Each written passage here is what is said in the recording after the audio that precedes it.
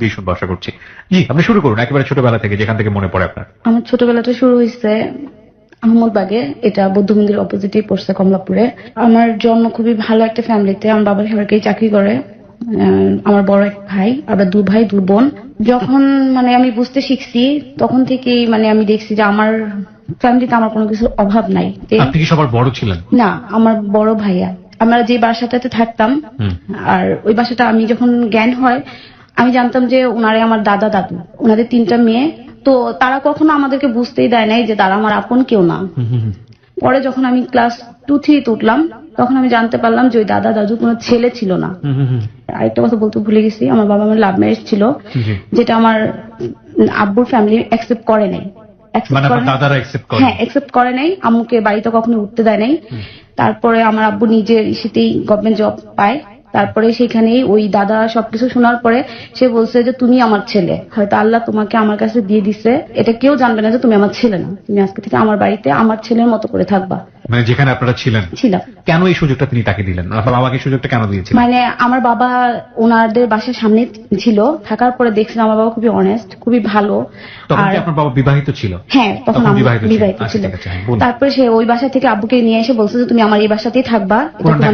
হ্যাঁ, বললো যে তুমি এই বাসাতে থাকবা, আর এটা মনে করবে যে তোমার বাসা। আমার জন্ম হওয়ার পরে দেখছি যে TNT ফোন লাইন আমাদের রুমে ছিল, দাদুর রুমে ছিল। তারপর সমস্ত ফার্নিচার, আসবাবপত্র সবকিছু আমাদের ওনাদের সবকিছু মিলানো ছিল। তো একটা জিনিস আমাদের ঘরে না থাকতো, দেখা যেত দাদু নিয়ে আসতো। তো এরকম যখন ক্লাস 6-7, তো আমার স্কুল হচ্ছে কমলাপুর স্কুল অ্যান্ড কলেজ। ওখানে মর্নিং শিফটে আমরা পড়তাম। আর আমি ছোটবেলা থেকে একটা জিনিস দেখতাম যে আমার বাবা আমার জন্য খুবই, তার সবচেয়ে প্রিয় বস্তুটাই মনে হতো যে আমি। বাসায় ঢুকার সাথে সাথেই বলতো যে ও কোথায়, আম্মু বলতো আছে রুমে। দেখতাম যে সে দৌড়ে এসে আমার রুমে ঢুকতো। এভাবেই যখন আমি ক্লাস 7-এ উঠলাম, তখন আমাদের স্কুল থেকে ডিসেম্বর জানুয়ারির দিকে হবে, স্কুল থেকে পিকনিকে নিবে। তো আমার বাবা এগুলো কখনোই পছন্দ করতো না। পিকনিক বা এই ধরনের কোনো বান্ধবীর বাসা বা কোনো ফ্রেন্ড সার্কেলের সাথে ঘোরাঘুরি বা স্কুল টাইমে ফাঁকি দেওয়া, এরকম কোনো কিছু পছন্দ করতো না। সে আম্মুকে বলতো যে তুমি স্কুলে নিয়ে যাবা, আবার নিয়ে আসবা, ওদের একা ছাড়বা না কখনো। তো আমার 2টা বান্ধবী ছিল ছোটবেলা থেকে, আমরা ওই কদমতলা কিষান তুমি আমি স্কুল থেকেই একসাথে লেখাপড়া করি। তো আমার খুবই ক্লোজ, খুবই আমরা একসাথেই সব সময় খুবই ছিল। তো ওরা সব বলতেছে আমরা তো পিকনিকে যাবো, তুই কি যাবি না? পরে আমি বললাম যে পিকনিক মানে কি, আমি তখন ক্লাস 7-এ পড়ি, বুঝতাম না। তো আমি বললাম পিকনিক বলতেছে স্কুল থেকে সবাই যাবে, ম্যাডাম স্যার সবাই যাবে, ওইখানে খুব ভালো একটা জায়গা সোনারগাঁতে, ইশাখার ভাসভবন। তো আমি আব্বুকে যে বললাম যাবো, আমাদের স্কুল থেকে পিকনিক নিচ্ছে, আমি কি যাবো? আব্বু বলতেছে না, কখনোই না, তোমার যেখানে যাইতে মন চায় আমি নিয়ে যাবো, বাট স্কুল থেকে না, এটা আমি নিবো। আমার যখন অফ ডে থাকবে সেদিন আমি তোমাকে নিয়ে যাবো, যাওয়া যাবে না। আমি ভীষণ জেদ করলাম। তো দেখলো যে আমি খুব মন খারাপ করে আমার রুমে এসে বসে আসছি। বসে থাকার পরে বলতেছে দেখো, আমি চাই না যে আমি তোমার প্রতি কোনো করি, তো তারপর তুমি কিন্তু জেদ করো না, আমি যেতে দিব না। তোমার যে বড় ভাই আছে সেও কিন্তু আজ পর্যন্ত আমার কাছে এরকম বায়না করে নাই, তাকে আমি কখনোই বের হইতে দেই না। তার ফ্রেন্ড সার্কেল দিয়ে আমি সে বাসায় নিয়ে আসে, বাট তাকে কখনো বাসার বাইরে যে আড্ডা দিতে দেই না। তো তুমি একটু বোঝার চেষ্টা করো, তুমি বড় হইতেছো, এখন থেকে এই জিনিসগুলো বুঝতে হবে। তো আমি মন খারাপ করে বসে আসছি, রাতে খাবার খাবো, আম্মু বারবার বলতেছে খাবার খাও, আমি বলছি না আমি খাবো না, ভালো লাগতেছে না। তো আব্বু বুঝতে পারলো যে আমার মনটা খুবই খারাপ। পরে সে এক প্রকার রাজি হইলো। পরদিন যাই স্কুলে যাই, 2 বোনের জন্যই টাকা জমা দিয়ে আসলো পিকনিকের জন্য। বরাবরই আমি ক্লাস 8-এ উঠলাম, ক্লাস 7-এ খুব ভালো রেজাল্ট করলাম। করার পরে ক্লাস 8-এ উঠছি, উঠার পরে তো আমার মনে আছে তখন আমার যে স্কুল ব্যাগটা ছিল, সেই স্কুল ব্যাগটা চাইতে আমার বান্ধবীরা সবাই অন্যরকম একটা ব্যাগ নিল। জিন্সের ব্যাগ গুলা খুব বেশি চলতো স্কুলে, তো সেই ব্যাগটা দরকার। যে আমি স্কুলে গেলাম, যাওয়ার পর দেখলাম যে আমার সব কটা বান্ধবী ওই ব্যাগ গুলাই নিছে। তো বলতেছে তুই কি নিবি? তো আমি বললাম যে হ্যাঁ আমি নিব। তারপরে সেই ব্যাগটা আমি বাসায় আসলাম, আসার পর আমি ওয়েট করতেছি যে আব্বু কখন বাসায় আসবে। আব্বু আসলো, বাসায় আসলো, আসার পরে আমি বলতেছি আব্বু আমার তো একটা ব্যাগ লাগবে। তো বলতেছে আচ্ছা ঠিক আছে, ব্যাগটা আমি 2-1 দিন পরে স্যালারি পাওয়ার পরে এনে দিচ্ছি। আমি বললাম যে স্যালারি পাওয়া সেটা তো অনেক দিন হয়ে যাবে, আমার কালকে থেকেই চাই, আমি কালকে যেন ব্যাগটা নিয়ে যেতে পারি। তো এই কথাটা আবার দাদু শুনছিল, শোনার পরে এসে বলতেছে যে কি হয়েছে, কি সমস্যা? আব্বু বলতেছে ও আসলে বড় হচ্ছে আর এক এক দিন এক এক বায়না করতেছে, আমি কিন্তু ওর লিমিট ক্রস করতেছে, আমার যখন মাথাটা গরম হবে আমি কিন্তু ওরে মারবো। ওর বলছে কখনোই মারবা না, কোন একটা সময় ওদের গায়ে হাত তুলবা না। ওদের গায়ে হাত দাও মানে আমার গায়ে হাত দিবা, কখন এটা আপনার দাদু বলতেছে? হ্যাঁ দাদু বলতেছে। আচ্ছা। পরে দাদু কি করলো, আমি দেখলাম যে আমি হয়তো তখন ঘুমাই গেছি, তখন দাদু আব্বুকে টাকা দিচ্ছে, বলতেছে এটা দিয়ে ব্যাগ নিয়ে আসো যাও, 2টা ব্যাগই নিয়ে আসবা ওদের 2জনের জন্য। আচ্ছা আচ্ছা।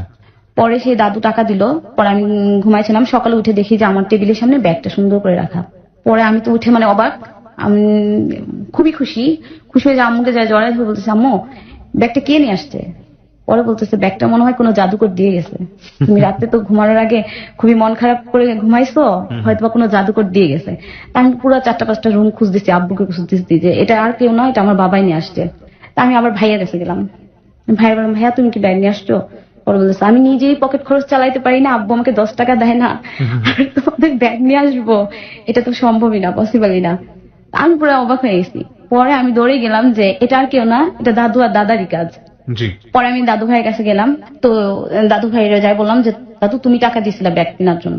পরে সে হাইসা আমার মানে জড়াই ধরে বলতেছে, আমার কপালে একটা চুমু দিয়ে বলতেছে তুমি চাইছো সেটা কি হবে না, আমার ছেলে তো বুঝে না, তুমি বড় হইতেছো, আস্তে আস্তে তো তোমার এখন চাহিদা বাড়তেছে, ওটা আমার ছেলে বুঝবে না, ও আসলে একটু অন্যরকম, তো ও চাই ও যেরকম অনেস্ট ভাবে চলে ওর ছেলে মেয়েরা ওইভাবে চলুক, বাট যুগের তুলনায় এইভাবে চলা যায় না, ওইটা বুঝে না, ওরা বুঝাইতে পারি না। ক্লাস 8 এরকম দিনগুলো যাচ্ছে, তো হঠাৎ একদিন আমার বান্ধবীরা বললো যে আমরা সবাই গলার চেন পরবো, আচ্ছা, মানে গোল্ডের চেন পরবে। তখন 8 পড়ি, তখন বলছে সবাই আমরা গোল্ডের চেন পরবো। তা আমি বললাম আচ্ছা ঠিক আছে গোল্ডের চেন পরবো। তো আম্মুর বাসায় এসে বললাম যে আম্মু তোমার কি কি আছে বের করো তো। পরে আম্মু হাসতেছে, বলে যে কি লাগবে তোমার, তুমি এত ছোট, তোমার কি গোল্ড লাগবে? আমি বলছি আমার গলার চেন লাগবে। পরে বলছে গলার চেন লাগবে, এইটুকু মেয়ে তুমি গলার চেন পরে স্কুলে যাবা, ছিনতাইকারী তোমার সহ নিয়ে যাবে গিয়া, চেন তো নিবে তোমাকে সহ নিয়ে যাবে। পরে আমি বললাম যে এত কথা বললো না, তুমি আমাকে চেন বের করে দাও। পরে বলতেছে যে চেন দিব, তোমার আব্বু আমাকে পিটাবে, যে তুমি চেন দাও না তো আমার মেয়েদের মারার ব্যবস্থা করছো। তো আম্মু আবার মানে আমি জানতাম যতটুকু যে আম্মু হচ্ছে 4 ভাইয়ের 1 বোন, খুবই আদরের ছিল। আর আমার একটা আব্বু চাচাতো ভাই ছিল, সে বাইরে থাকতো, উনি আবার খুব ভালোই ছিল। আম্মু তাকে টাকা দিত, সে যখন আসতো ওই বাইরের গোল্ড গুলা সে এনে দিত আমাদের 2 বোনের জন্য। আম্মু মানে তখন থেকে আমাদের 2 বোনের জন্য মানে গোল্ড জমানো শুরু করছিল। তো গোল্ডের আম্মুকে বললাম, বলার পরে দেখি যে আব্বু খুবই রাগ হয়ে যায়, তারপর বলতেছে থাক মেয়ে যেহেতু বলতেছে আমি চেনটা বের করেই দিই। পরে চেনটা দিল, দেওয়ার পরে মানে আম্মু কখনোই, সে চাইতো আমাদেরকে হ্যাপি রাখার জন্য, ভালো থাকার জন্য, বাট আব্বু খুবই রাগী ছিল, তো খুবই অন্যরকম ছিল, সে চাইতো না। পরে আম্মু 2 বোনকেই 2টা চেন দিল, বলো যে এটা পরে যাও, কোনো সমস্যা নেই। তো এরকম ক্লাস 8 একটা ঘটনা আমাদের স্কুলের, ক্লাস 4 হবে, একটা মেয়েকে, আমাদের তখন একটা নতুন টিচার আসছে, তার নাম ছিল আকন্দ স্যার। সে খুবই রাগী ছিল আর সে বেত চালাইতো, কিন্তু আমাদের স্কুলে বেত অ্যালাউ ছিল না। আচ্ছা। তো ক্লাস 4 একটা বাচ্চা মেয়েকে আমরা তখন ক্লাস 8 পড়ি, দেখি যে হাউমাউ করে কাঁদতেছে।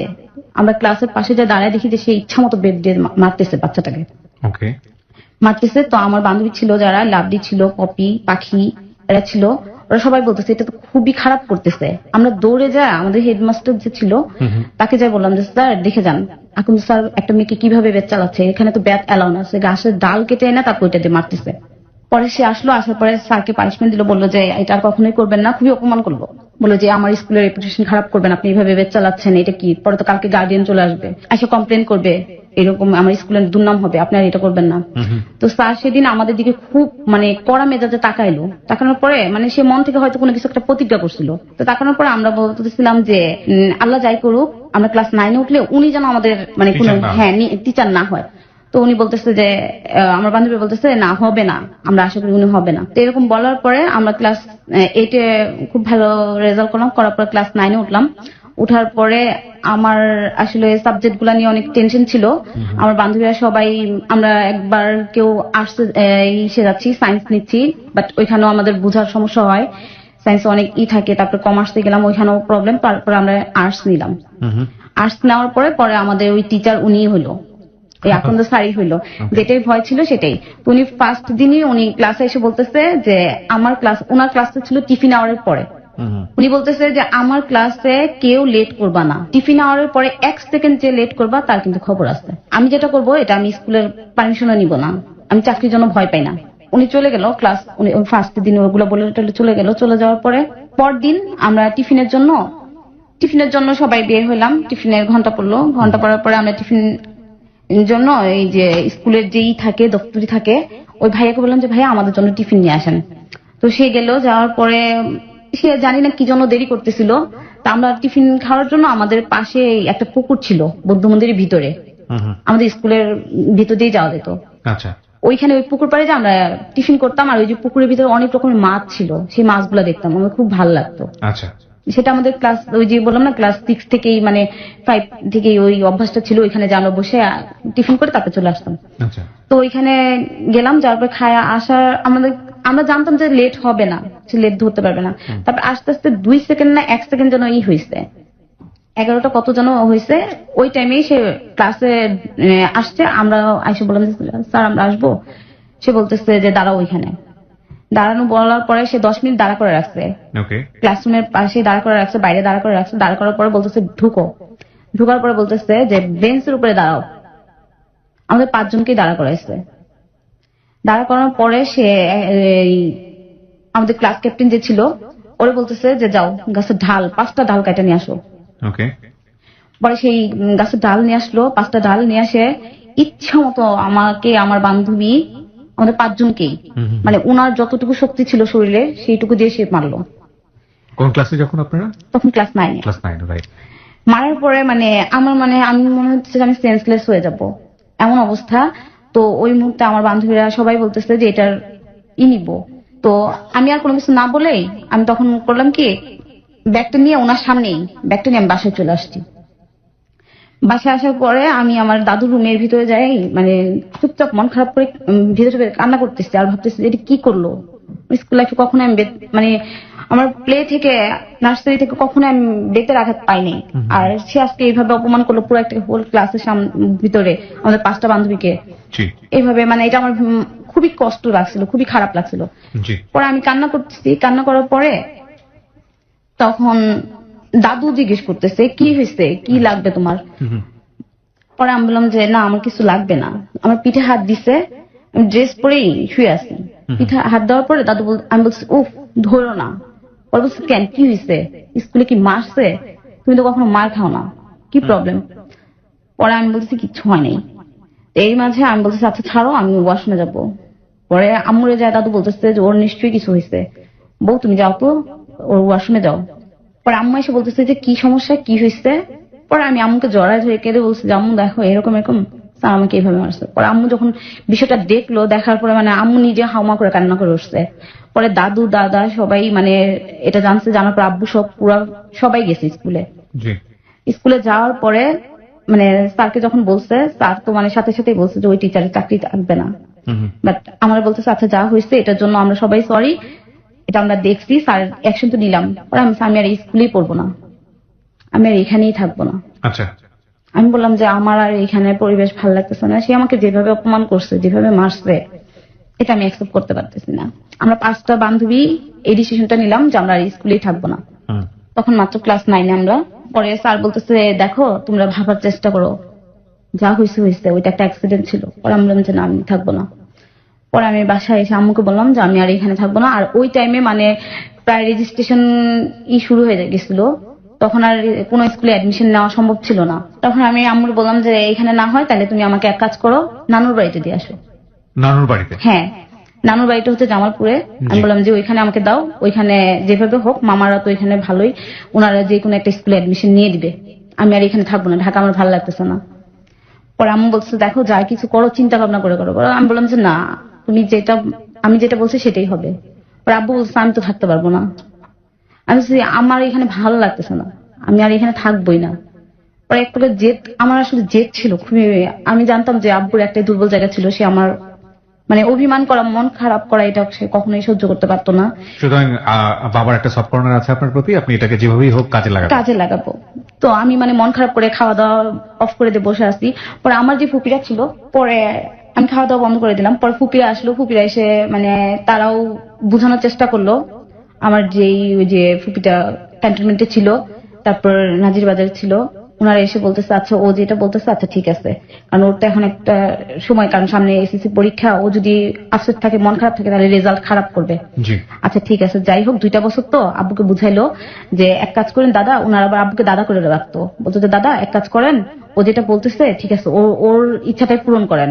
পরে ফুপি এসে আব্বুকে বললো যে দাদা ভাই আপনি আর না করেন না, যেহেতু ও বড় হয়েছে বলতেছে এখানে ভালো লাগতেছে না, তাহলে ও যাক। আমরা 5টা বান্ধবী ওই স্কুল ছেড়ে দিয়ে ওরা যার যার মতো অন্য জায়গায় গেল, আমি আর ঢাকাতে থাকলাম না। আব্বু আমাকে নিয়ে গেল জামালপুরে মামা বাড়িতে, নিয়ে যে ওইখানে খুবই ভালো, আমার নানুর বাড়ির সামনে একটা স্কুল আছে, ওইটা খুব নাম করা স্কুল, ওই স্কুলে অ্যাডমিশন দিল। অ্যাডমিশন দেওয়ার পরে আমি এখানে জামালপুরে আপনার এই প্রথম যাওয়া? হ্যাঁ জামালপুরে যাওয়া না, তার আগে গেছি, ছোটবেলায় গেছি আম্মুর সাথে ঘুরতে, হ্যাঁ ঘুরতে গেছি। তো এইভাবে গেলাম, যাওয়ার পরে মানে আব্বু বললো যে তোমার একটু কষ্ট হবে, তুমি যেভাবে যে ফ্যামিলিতে যা যা ওই এখানে পাইছো ওইখানে কিন্তু এগুলো পাবা না, ওটা হচ্ছে গ্রাম, আর ওইখানে পরিবেশ আর এখানে পরিবেশ অনেকটাই তফাৎ, অনেকটাই তফাৎ। ওইখানে তোমার টিউবওয়েল করতে হবে, এখানে যেমন তুমি সোফায় আরাম করছো, ফ্রিজের পানি, হ্যাঁ গ্রামের একটা পরিবেশ। বলতেছে যে এরকম কোনো কিছু পাবা না। আমি বলছি আচ্ছা ঠিক আছে, আমি তারপর অ্যাডজাস্ট করবো। তো নানু আমাকে ভীষণ আদর করতো, পরে বললো যে আচ্ছা ঠিক আছে, বাট আব্বু আমাকে ভর্তি করে দিয়ে সবকিছু দিয়ে আইসা সে কি করলো, আমার জন্য আলাদা সব ফার্নিচার নানুর বাড়িতে করে দিল। যৌথ এইভাবে থাকছে, সে একটা খাট, তারপর আমার পড়ার টেবিল, এরপরে সিলিং ফ্যান ছিল, তারপরে সে টেবিল ফ্যান দিয়ে আসলো যাতে আমি পড়ার টেবিলে বসে টেবিল ফ্যানের বাতাসটা আমার গায়ে লাগে। এরপরে আমার যা যা মানে যাবতীয় যা লাগে সমস্ত কিছু সে করে দিয়ে আসলো। আর তখন ফোনটা, মোবাইল ফোনটা এত অ্যাভেলেবেল ছিল না তখন গ্রামে। আমি আমার যতটুকু জানা আছে যে ওই যে ব্যাংক থেকে একটা করে ফোন দিত, একটা করে সদস্য হইতো, তাদেরকে একটা ফোন দিত। আমার মামা বাড়িতেও ছিল না। তো আমার নানু বাড়ির বাজারে শুধু একটা ফোন দোকান ছিল, পল্লী ফোন ছিল ওইখানে। তো ওই দোকানে সে বলে আসলো যে আমার মেয়েটা, আমি যখন ফোন দিব আপনি একটু ডেকে দিবেন, আর আপনার আমি হয়তো ওইখান থেকে ফোন দিব, আপনার এখানে বিল উঠবে না, তারপর ইনকামিং বিল যেটা আসে আমি ওইটা দিয়ে দিব, বিল দিয়ে দিব। এটা বললো। বলার পর আব্বু আমাকে ধরে ভীষণ কান্না করতেছিল, আম্মু কান্না করতেছিল, আমার ছোট বোনটাও আমাকে ধরে খুব কান্না করতেছিল, বলতেছিল আমি কিভাবে থাকবো। আমার ছোট বোনটা বলতেছিল, আমার ছোট বোনটা ছোটবেলা থেকেই মানে আমার জন্য ভীষণ পাগল ছিল। ওরা সবাই চলে আসলো, চলে আসার পরে নতুন জায়গা, নতুন সবকিছু, আমার খুব একটু কষ্ট হলো, তারপরে মানায় নিচ্ছিলাম, যেহেতু আমি জেদ করে ওইখানে গেছি। তো প্রতিদিনই আব্বু ফোন দিত, বিকাল 5টা থেকে 6টা 7টা পর্যন্ত আব্বু আমার সাথে কথা বলতো। কথা বলার পরে হয়তো 4 দিন 5 দিন পরে হঠাৎ করে দেখি যে আব্বু চলে গেছে। আব্বু যে আমার জন্য দেখতাম যে অনেক অনেক খাবার দাবার আম্মু রান্না করে, আমার যা যা পছন্দ ছিল এগুলা, কাপড় চোপড় সবকিছু আব্বু নিয়ে দিয়ে আসতো। আমি বলতাম তুমি এত ঘন ঘন আইসো না, তোমার চাকরি রেখে এত ঘন ঘন আসার দরকার নেই। এরই মাঝে আমার নানু বাড়িতে আমার আম্মুর মামাতো ভাইয়ের এক ছেলে, মানে উনি একদিন হঠাৎ করেই নানু বাড়িতে, আমি বসে আছি, বসে থাকার পরে সে যেন কার মাধ্যমে খবর পাইছে যে সে নাকি জানতো যে তার 2টা ফুফাতো বোন ঢাকাতে থাকে, আর তারা যদি কখনো আসে, সে নাকি নানু বাড়িতে বলছিল যে ওরা যদি কখনো কেউ আসে তাহলে আমাকে একটু খবর দিবেন, আমি একটু দেখবো। আচ্ছা। তো একদিন দুপুরবেলা আমার মনে আছে আমি স্কুল থেকে এসে মাত্র বসে আছি, আমি আমার কয়েকটা কাজিন, বসার পরে ওই ছেলেটা আসছে, আসলে আমি চিনি না, সে আইসা দাঁড়াইছে, দাঁড়ানোর পরে নানুকে যাই বলতেছে দাদু কেমন আসতো, হ্যান এরকম বলতেছে। পরে আমি আমার কাজিনকে জিজ্ঞেস করলাম কি এই ছেলেটা এখানে কেন আসলো। পরে বলতেছে উনি আমাদের ভাইয়া হয়, আমার আম্মুর হচ্ছে মামাতো ভাই, আর আমার মামাদের হচ্ছে চাচাতো ভাই, এইরকমই বললো। বলার পর আমি আর অত দিলাম না, গুরুত্ব দিলাম না। পরে সে ওইখানে আমার সাথে আর কথা বলে নাই, ওই দিন সে আর কথা বলে নাই, কথা না বলে চলে গেছে। পরে আমি শুধু আমার কাজিনদের বললাম কি খ্যাত মার্কা ছেলে, কি এরকম হোয়াইট কালার জিন্স প্যান্ট কেউ পরে, তারপর দেখ না ফুল হাতা শার্ট পরে ঘুরতেছে। পরে এটা বলে হাসাহাসি করলাম আমি মানে খুবই হাসাহাসি করলাম। পরে বলতেছে তুমি তো শহরের ছেলেদের দেখছো, গ্রামের ছেলেরা এরকমই হয়। আমার কাজিনরা বলতেছে, তো এটা নিয়ে হাসাহাসি করার পর ও চলে গেছে। ওই দিন আর ওর সাথে আমার কোনো কথা হয় নাই। তো স্কুলে আমার সবচেয়ে বেশি মজা লাগতো, আমি যে স্কুলে ছিলাম সেই স্কুলের টিচাররা মানে আমাকে নিয়ে খুব মানে মাইতে থাকতো সবসময়, বলতো যে ঢাকা থেকে আসছে একটা স্টুডেন্ট, আর তারা আসলেই মানে আমাকে সবসময় বইটা দিয়ে বলতো কি তুমি রিডিং পড়ো, মানে আঞ্চলিকতা, ওইখানে যারা পড়তো সবাই তো আঞ্চলিক ভাষায় বলতো। আর আমার মানে ইংরেজি রিডিং পড়াটা খুব ভালো ছিল, স্যাররা খুব এনজয় করতো। আর আমি যে সাবজেক্টটা নিয়েছিলাম আর্টস, সেই স্যাররাও এসে মানে সবাই বলতো, সবসময় বলতো তুমি বলো, এই ঢাকার মেয়েটা তুমি বলো, মানে আমার নামটাও বলতো না, বলতো ঢাকার মেয়ে তুমি বলো। আচ্ছা। তো এরকম হওয়ার পরে ওই ছেলেটা আবার 4-5 দিন পর আবার আসছে। আচ্ছা। আসার পরে নানুর সাথে বলতেছে, নানুর রুমে ঢুকছে, আমিও নানুর রুমটাতেই থাকি। ওই রুমটাই মানে দুইটা পার্ট, এক পার্টে নানু থাকে, এক পার্টে আমি থাকি। তো নানুর রুমে ঢুকছে, ঢুকার পর আমার টেবিলটাতে বসছে, আমার টেবিলটাতে বসে আমার বইগুলা ঘাটাঘাটি করতেছে। তো আমি স্কুল থেকে আইসা দেখে মানে আমার মেজাজ গরম হয়ে গেছে। আমি আমার বাসাতেও আমার মানে জিনিসপত্র কাউকে ধরতে দিতাম না। বসে আমার বইগুলা ঘাটাঘাটি করতেছে, আমার খাতা খুঁতা দেখতেছে। পরে আমি এসে বললাম যে আপনি যেগুলো ধরতেছেন কারো জিনিস কিন্তু ধরতে হয় না, এটুকু নলেজ তো আপনার থাকা উচিত। আপনি আমার বই কেন ধরতেছেন, আমার টেবিলে কেন বসছেন? পরে আমি নানুকে বলতেছি, এই তুমি কি এই কেন এখানে ঢুকতে দিছো, এই রুমে কেন, বাইরে বসাও। পরে নানু বলছে, আল্লাহ, ও আমার, তুমি যেমন আমার নাতনি হও, ও আমার কিন্তু নাতি, তো এইভাবে বলো না, ও কিন্তু আমার খুব আদরের একটা নাতি। পরে আমি বললাম, ও তাই, আচ্ছা ঠিক আছে, তাহলে তুমি তোমার এই নাতি নিয়ে থাকো, আমি মামাদের রুমে চলে গেলাম। আমি রাগ করে কি করছি, আমার জামা কাপড় সব নিয়ে আমি আমার ছোট মামার রুমে চলে গেছি। আমি বলছি, তোমার রুমে আমি থাকবো না, যে লোকটাকে তুমি বসাইছো ওই রুমে আর আমি ওইখানে বসবো না, আমি তাহলে আমার মামার রুমেই থাকলাম। পরে মামা বলতেছে কি হয়েছে? পরে আমি বললাম যে এরকম এরকম দেখো মামা, ওই রুমের ভিতরে ওই যে একটা ছেলে আসছে, ওইটা আমার বইটাই ধরতেছে। পরে মামা যায় বলতেছে আচ্ছা আমি দেখতেছি। পরে মামা যায় ওইখানে যে কি বললো আমি আর বুঝি নেই। পরে ছেলেটা, আমি বাইরে ঘুরতেছি, ওই টাইমে আসছে আমার পাশে, এসে বলতেছে, শোনো তুমি আমার ছোট বোন হও, ঠিক আছে, আর আমি তোমার ভাই হই, এটা তো কোনো ই নাই, আসলে তুমি আমাকে চিনো না জানো না, তো এই জন্য এরকম করতেছো, আমরা কিন্তু পর না, তুমি ছোটবেলা এক সময় অনেক ছোট ছিলা, ওই টাইমে আমাদের বাড়িতে গেছিলা, আর তোমার সাথে খুব ছোট ছোট পুতুল ছিল, তুমি ওগুলা নিয়ে খেলছিলা, তোমার হয়তো খেয়াল নাই, কিন্তু আমার এখনো মনে আছে। তখন থেকে আমি সবটা মুহূর্তে অপেক্ষা করতাম যে তুমি কখন আবার জামালপুরে আসবা, আচ্ছা তুমি কখন জামালপুরে আসবা, আর তোমাকে আমি এক নজর দেখবো। এখানে কিন্তু আমার আসার কোনো দরকারই নেই। কি ছিল না, মানে কি নাম ছিল ওর? ওর নাম ছিল লতিফ। লতিফ, হ্যাঁ। আচ্ছা। পরে ও বলতেছে আমার নাম লতিফ আর আমি তোমার ভাইয়া হই। তো আমার কাজিনের হাজবেন্ড ছিল ওর সাথে, উনি আমাদের দুলাভাই হইতো। তো উনি বলতেছে যে তুমি রাগ করতেছো কেন, ও তো তোমার ভাইয়া হয়, ও তোমাকে দেখার জন্যই তো আসে এত দূর পথ পাড়ি দিয়ে, সেই 5 কিলোমিটার, আমার নানু বাড়ি থেকে ওদের বাড়ি ছিল 5 কিলোমিটার দূরে, বলে যে এত দূর রাস্তায় পার হয়ে আসে। তা আমি বলছি আশ্চর্য, সে আসে কেন, আসার তো দরকার নেই, আমাকে দেখার দরকার নেই, আমি ওনাকে চিনি না জানি না, উনি বলতেছে আমার কাজিন।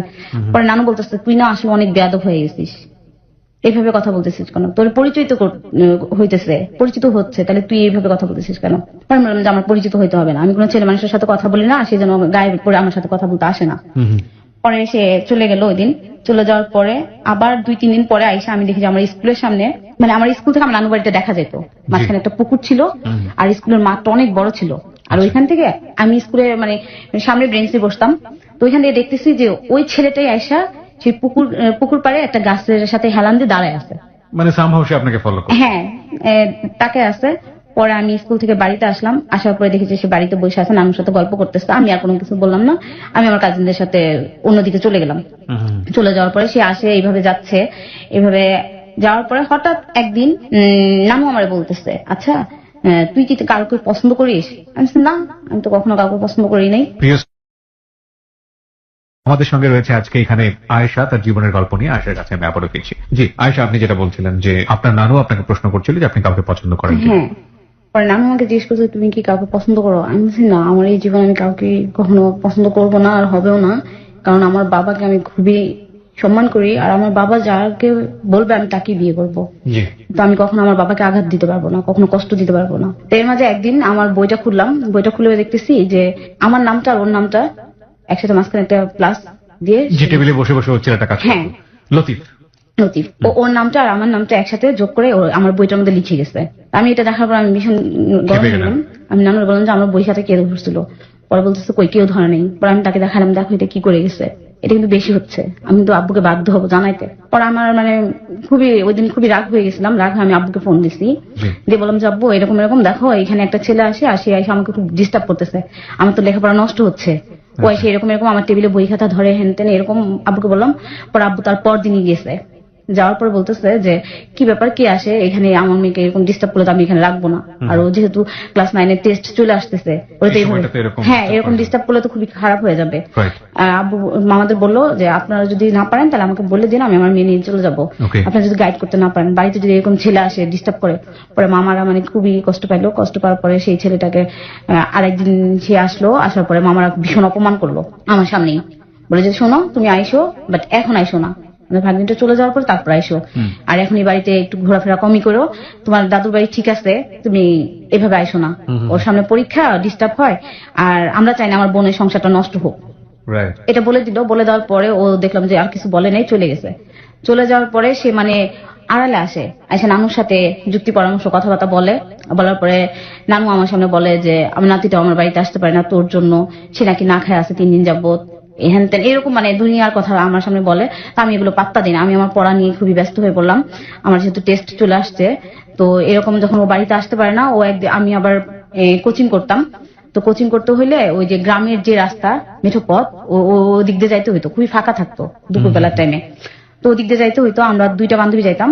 তো রাস্তাটা খুবই ফাঁকা ছিল। আমি দেখলাম যে ও এখানে দাঁড়ায় আছে, ওই রাস্তার মাঝখানে একটা আম গাছ ছিল, সেই আম গাছের সাইডে একটা রিক্সা দাঁড়া করে ওখানে দাঁড়ায় আছে। দাঁড়া করানোর পরে সে আমার বলতেছে একটু দাঁড়াও, আমি তোমার সাথে একটু কথা বলবো, আমি কালকে থেকে আর কোচিং এ আসবো না, যেহেতু আপনি এই রাস্তাটাই ধরে ফেলছেন, এটা আপনার নেক্সট টার্গেট হয়েছে, নানু বাড়ি বাদ দিয়ে এখানে টার্গেট হয়েছে, আমি আর আসবো না। ঠিক আছে, সে মানে ভীষণ রিকোয়েস্ট করতেছে একটু দাঁড়াও। সে বলতেছে আমি তোমাকে অনেক পছন্দ করি, অনেক লাভ করি। আমি বলতেছি আপনি কিভাবে ভাবেন, আপনার মতো একটা গ্রামের ছেলে গেছে আমার বাবা বিয়ে দিবে, আমি এখানে লেখাপড়া করতে আসছি, একমাত্র এটাই আমার লক্ষ্য, তার বাইরে কিচ্ছু না। আমার বাবা কখনোই গ্রামে বিয়ে দিবে না, আর আপনাকে তো প্রশ্নই আসে না। এটা বললাম। বলার পরে সে মানে ভীষণ কষ্ট পাইছে। সে নাকি ওই দিন বাড়িতে যায় তার বড় ভাইয়ের সামনে স্মোক করছে। কখনোই লাইফে কখনোই সে স্মোক করে নাই। তার ভাইয়ের সামনে স্মোক করছে, সেই জিনিসটা তার ভাই দেখছে, মানে ওর ভাইকে জানাইছে। জানানোর পরে সে বিষয়টা শুনছে। শোনার পরে আমাদের নানুর বাড়িতে আসছে একদিন রাতে, খুব মোটা সোটা। তো আমি পড়তেছিলাম। ওর ভাই? হ্যাঁ, ওর ভাই। তো আসছে, আসার পরে নানুর রুমটাতেই ডিরেক্টলি ঢুকছে। ঢুকার পরে আমি তো মানে গরম দিন, আমি বসে বসে পড়তেছি, তো এই টাইমে আসছে। আসার পরে সে আমার দিকে একবার তাকাইলো। তাকানোর পরে আমি মানে তাকে সালাম দিলাম। সালাম দেওয়ার পর বললাম যে জি কাকে চাচ্ছেন? পরে বলতেছে যে দাদি কি আছে? পরে আমি বললাম যে হ্যাঁ নানু আছে। পরে বলতেছে তোমার নামই কি আয়শা? পরে আমি বললাম যে হ্যাঁ আমার নামই আয়শা। পরে বলছে ও তুমি কি আমাকে চিনছো? পরে আমি বললাম যে না আমি চিনি নাই আপনাকে। পরে সে আমাকে বলতেছে যে ছোটবেলা একটা সময় তুমি আমাদের বাড়িতে আসছিলা, তখন আব্বু অ্যাক্সিডেন্ট করছিল, তখন ফুপি তোমরা সবাই আসছিলা। তো নানু একদিন দুপুরবেলা আমি স্কুল থেকে আসছি, আসার পরে সে আমার পাশে বসে বলতেছে দেখ ও তো তোরে অনেক পছন্দ করে, তুই যদি এরকম করিস তাহলে তো ও হয়তো অন্য ধরনের কিছু একটা করবে, যেটা বলতেছে যা করতেছে। পরে আমি নানুরে হাত ধরে বললাম যে দেখো নানু, তুমি কি চাও? আমার জন্ম ঢাকাতে, তারপর আমার বাবা আমাকে নিয়ে অনেক আশা করে, সে চায় আমি লেখাপড়া করে ভালো কিছু করি, তারপর তার অনেক আশা। হ্যাঁ আমার আপন নানু। পরে আমি বললাম যে এরকম এরকম। পরে এই খবরটা আবার মানে ওই যে আব্বু এসে যে ওকে ঝাড়ঝুড়ি দিয়ে গেল, এই খবরটা দাদু আর দাদু ভাই শুনছে। শোনার পরে একদিন দাদু আমাকে ফোন দিয়ে কথা বলতেছে, মানে সবসময় বলে, সেদিন আমার বলতেছে যে দেখো এমন কিছু করবা না, আমাদের আশা কিন্তু তোমাকে নিয়ে অনেক কিছু। পরে ফুপিরাও ফোন ধরলো, ফুপিরাও আসছিল।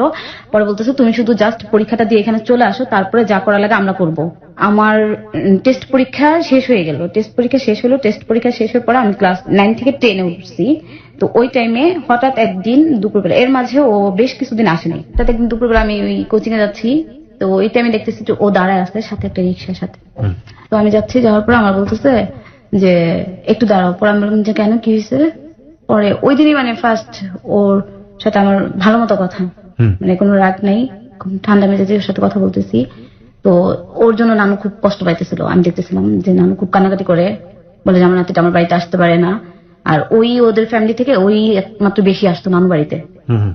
তো নানু এটা বলতো। তো ওই কথাটা মনে পড়ে কেন জানি ওর সাথে আমি খারাপ বিহেভ করতে পারলাম না। আমি দাঁড়ালাম, দাঁড়ানোর পরে বলতেছে যে তোমাকে আমার বড় আপু একটু দেখতে চায়, তুমি কি একটু যাবা? পরে আমি বলতেছি যে না আমার তো কখনোই যাওয়া সম্ভব না, তুমি বাড়িতে যাও। বাড়িতে যাওয়ার পর ওনাকে বাড়িতে আসতে বললো। পরে সে মানে এক প্রকার মানে অনেক রিকোয়েস্ট করতেছে। তো আমি কেন যেন বললাম যে আচ্ছা ঠিক আছে। এটুকু বলেই আমি, আমার হাতে বই ছিল, কোচিং এ যাচ্ছি, বইটই সহই রিক্সায় উঠে পড়ছি। রিক্সায় উঠার পর আবার ভাবতেছি যে মামাদেরকে না বলে যাচ্ছি, মামারা তো একটু পরে টেনশন করবে, তারা তো একটু পরপরই খোঁজ নেয়, অল টাইম তারা খোঁজ খবর রাখতেছে। আমার কেন যেন পরে আমি বলতেছি দেখো আমার কেন যেন মনে হচ্ছে যে আমি একটা অন্যায় করে ফেলতেছি, তাদের না বলে যাচ্ছি তোমার সাথে। পরে কোনো অন্যায় না, না আপনি আপনি করে কথা হয়, ও আমাকে আপনি বলে। পরে আমি বলতেছি যে দেখেন আপনার সাথে যাওয়াটা আমার খুব ভুল হচ্ছে, আমি মামাকে বলে যাই। পরে বলতেছি না বেশিক্ষণ লাগবে না, তারা জানবে না, জানার আগে তোমাকে আমি দিয়ে যাবো। ওর দেখতেছিলাম যে পা থেকে মাথা পর্যন্ত ওর হাত পা সমানে কাঁপতেছে। তো তখন আমি বুঝতে পারলাম যে নিশ্চয়ই এখানে কোনো ঘাপলা আছে, কোনো সমস্যা আছে। ও কেন এইভাবে চোরের মতো কাঁপাকাঁপি শুরু করছে। তো একটুখানি পথ যাওয়ার পর আমি রিক্সাওয়ালাকে বললাম যে ভাইয়া রিক্সাটা থামান। পরে ও বলতেছে কেন? আমি বলছি আমি আপনার সঙ্গে যাবো না, আমার যাওয়া সম্ভব না। পরে বলতেছে কেন, কি হয়েছে? পরে আমি বললাম যে আপনি আমার সাথে মিথ্যা বলতেছেন, আপনি আমাকে আপনার আপুর বাসায় না অন্য কোথাও নিয়ে যাচ্ছেন, সেটাকে ক্লিয়ার করেন, কোথায় নিচ্ছেন। পরে মানে অনেকক্ষণ ওর সাথে আমার কথা হলো, তখন সে স্বীকার করলো যে আমি চাইছিলাম আমার ফ্রেন্ডরা সব দাঁড়ায় আছে, তোমাকে জামালপুর নিয়ে যাওয়ার পর আমরা কাজী অফিস বা কোর্ট ম্যারেজ করবো। কোর্ট ম্যারেজ করে ফেলবে? আমি মানে পুরা অবাক হয়ে গেলাম যে আপনি এটা ভাবলেন কিভাবে, আমি তো নিজেই কখনো আপনাকে অ্যাকসেপ্ট করবো না। আমার বাবা যতক্ষণ না বলবে, সে যতক্ষণ না আমাকে অনুমতি দিবে, আমি তো আপনাকে অ্যাকসেপ্টই করবো না। আর আপনি কিভাবে মনে করতেছেন যে আপনি নিয়ে গেলে আমি কোড মিস করে ফেলবো? আর এটা কি অন্যরকম? আপনি আজকের পর থেকে আমার চোখের সামনে আর কখনো পড়বেন না, আমি যেন আপনাকে আর দেখি না। পরে সে মানে অনেকভাবে মাপটা চাইলো। পরে আমি বললাম যে না, মাফ করা সম্ভব না। আপনার প্রতি এটা আমি আশা করি নাই। আমি ভাবছিলাম আপনি আসলেই হয়তো অনেক সহজ সরল একজন মানুষ, আর আপনি অনেক চালাক একটা লোক। অনেক অপমান করে বলছিলাম। পরে আমি ওইখান থেকে এসে রিক্সাওয়ালাকে বললো যে ওকে ওইখানে নামাই দিয়ে আসো, যেখান থেকে নিয়ে আসলাম ওইখানে নামাই দিয়ে আসো। পরে আমি ওইখানে চলে আসলাম। চলে আসার পর আমি ওই দিন আর কোচিং এ যাইনি, বাড়িতে চলে আসছি। চলে এসে আমি নানুকে বললাম যে এরকম এরকম করছে। আমি মানে আমি সমস্ত কথাগুলো আম্মুর সাথে শেয়ার করতাম। পরে আম্মু মানে ভীষণ ভয় পাইলো এই বিষয়টা নিয়ে, খুব চিন্তিত হয়ে গেল। পরে আমি আসে বলতেছি, আম্মু বলতেছে তোমার আব্বুকে বলো না কথাটা, আচ্ছা এটা আমার কাছে থাক, আমি দেখতেছি। আমি তোমার নানুর সাথে কথা বলি, তোমার মামাদের সাথে কথা বলি। তো আমি আসে এইটুকু করলাম না। পরে আমি আব্বুকে বলে দিলাম। আব্বু ফোনটা ধরার সাথে সাথে বললাম যে আব্বু এই ব্যাপার। আব্বু মানে খেপে গেছে। খেপে যাওয়ার পরে সে তখন আমার মানে ক্লাস 10 এর পরীক্ষাগুলো শুরু হয়ে গেছে। পরীক্ষা আব্বু আমি জিজ্ঞেস করবো পরীক্ষা কি শেষ? আমি বললাম যে হ্যাঁ আজকে পরীক্ষাটা শেষ হয়ে গেছে। পরে বলতেছে আচ্ছা ঠিক আছে। কোনো মতো হয়তো সে রাতটা পার করছে। সকালবেলা দেখি যে আম্মুরে নিয়ে এসে হাজির। ওরে বাবা! আম্মুরে নিয়ে হাজির হওয়ার পরেই সে মানে বলতেছে যে ব্যাগটা গুছাও, এখানে থাকতে হবে না। আমি প্রয়োজনে এই 2 বছর গ্যাপ দিয়ে আবার স্কুলে ভর্তি করবো, ক্লাস 9 দিব, এখানে থাকা হবে না, সব গুছাও। আব্বু দেখা গেল যে সবকিছু গুছাই টুছাই আম্মুরে বলতেছে যে এখানে আমি তোমাকে কিছুই বলবো না।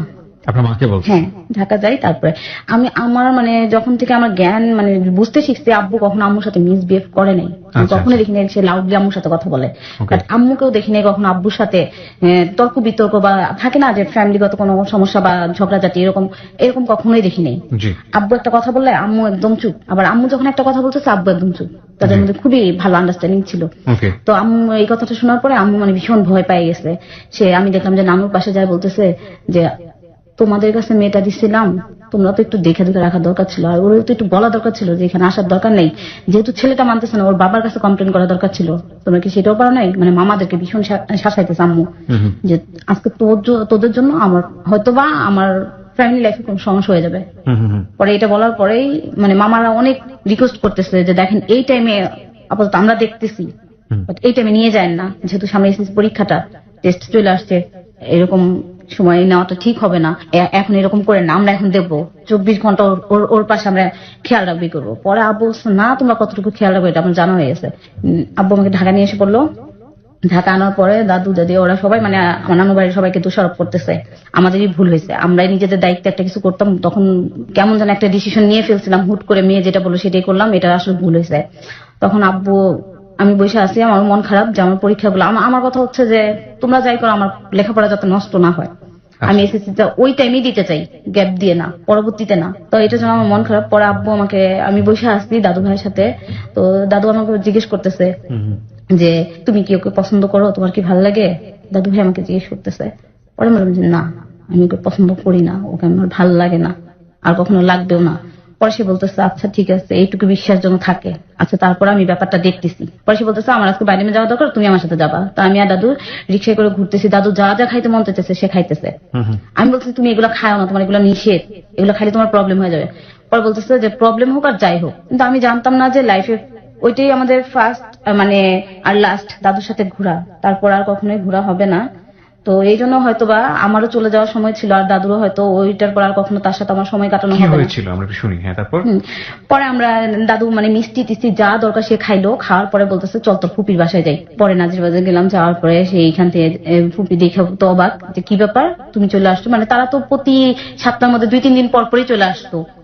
পরে ওইখানে গেলাম, তারপর ওইখানে আমরা খাওয়া দাওয়া করলাম, খাওয়া দাওয়া করার পরে ওইখান থেকে চলে আসলাম। চলে আসার পরে রাত 11টার দিকে দাদু আব্বুর সাথে বসার পর আব্বুকে অনেক বুঝাইলো যে দেখো তুমি যেটা নিয়ে টেনশন করতেছো, আমাদের মেয়ে তো ঠিক আছে, ও কখনোই কিছু করবে না, ওর প্রতি আমাদের বিশ্বাস আছে। তো তুমি এক কাজ করো, ওকে কালকে নিয়ে যাও বা ওদেরকে খবর দাও, ওরা এসে নিয়ে যাক, নিয়ে পরীক্ষাটা দাও, এটা আমার তোমার প্রতি আমার রিকোয়েস্ট, আমি আর কিচ্ছু চাই না, ওকে এসএসসিটা দাও। ওইখান থেকে দেওয়া এনো, তারপরে বাকিটা এখানে করবো আমরা, আচ্ছা আচ্ছা আগে ও এসএসসিটা দিয়ে আসুক। তো এটুকু বোঝানোর পরে আব্বু মানে দাদু ভাইয়ের কথা দাদুর কথা কখনোই সে ফেলতো না, আচ্ছা আচ্ছা ফেলতো না। পরে মানে হাজার রাগের মাঝেও তার ইচ্ছার বিরুদ্ধে হলেও সে আমাকে দিয়ে আসলো। জামালপুরে হ্যাঁ, জামালপুরে দিয়ে আসলো। এবং কি মামাদের বাড়ির আশেপাশে লোকজন থেকে শুরু করে মামাদের থেকে শুরু করে বললো যে ওই ছেলের যদি এই এলাকাতে দেখো তাহলে ওর হাত পা ভাঙা ওকে এখানে বাইধা রাখা, তারপর আমাকে খবর দিবা, আমি ঢাকা থেকে এসে তারপরে যা করার লাগে আমি করবো, ওকে বাট ও যেন আমার মেয়ের আশেপাশে না আসে, এরকম ভাবে বলে আসলো। ও তো আর আশেপাশে আসতে পারে না, ও আর কোনো কিছু করতে পারে না, কথা অত বলতে পারে না, করতে পারে না। তো হঠাৎ একদিন খবর আসলো যে ও সুসাইড করার চেষ্টা করছে, যে খেতে যে কীটনাশকটা দেয় ওইটা ও খেয়ে ফেলছে। এটা আপনি জানলেন কিভাবে? এটা আমি জানলাম যে ওই যে আমার যে নানু বাড়ির আশেপাশে যে রিলেটিভ ছিল ওদের এলাকাতে যাওয়া আসা ছিল, আর ওদের তো ওইখানে খুব নাম করা ছিল, তো ওরা বলতেছে এরকম এরকম ও তো এটা করে ফেলছে, মানে নানু আর মামা এরা সবাই মানে ওদের এখানে চলে গেছে অলরেডি। আর আমি তখন বাড়িতে আমার কাজিনদের সাথে আমি শুনলাম, শোনার পর বলতেছি যে এ কি পাগল না ছাগল, ঝাড় বিয়ে তার খবর নাই, সে বিষ খেতেছে, এটা করতেছে সেটা, এগুলা কি, এগুলা আসলে খ্যাতরাই করে, ভালো ছেলেরা করে না। পরে আমার টেস্ট পরীক্ষার রেজাল্ট একটু মানে হয়েছিল, পরে আব্বুকে স্যাররা ডাকাইছিল, পরে বলছিল ওকে নিয়ে আমরা একটু খুব ভালো আশা করি, তো ওর কি কোনো সমস্যা, ওর তো আগের রেজাল্ট গুলো খুব ভালো ছিল, ক্লাস 9 থেকে 10 পর্যন্ত খুব ভালোই ছিল, এখন এই টেস্টের একটু যদি এরকম হয়ে যায় তাহলে তো খুব প্রবলেম, আপনারা একটু চেষ্টা করেন ওকে একটু গাইড দেওয়ার জন্য। তখন আব্বু কি করলো, আমার মানে টেস্টের পরপরই আম্মুকে বললো যে তুমি যাও, জামালপুরে গিয়ে? হ্যাঁ জামালপুরে যাও, এই 3 মাস তুমি মেয়ের কাছে থাকবা, এখানে যত যা আছে আমি দেখবো। পরে আম্মু আসলো, আসার পর আম্মু আমাকে ঠিকঠাক মতো খাওয়া দাওয়া করাইতেছে, দেখতেছে।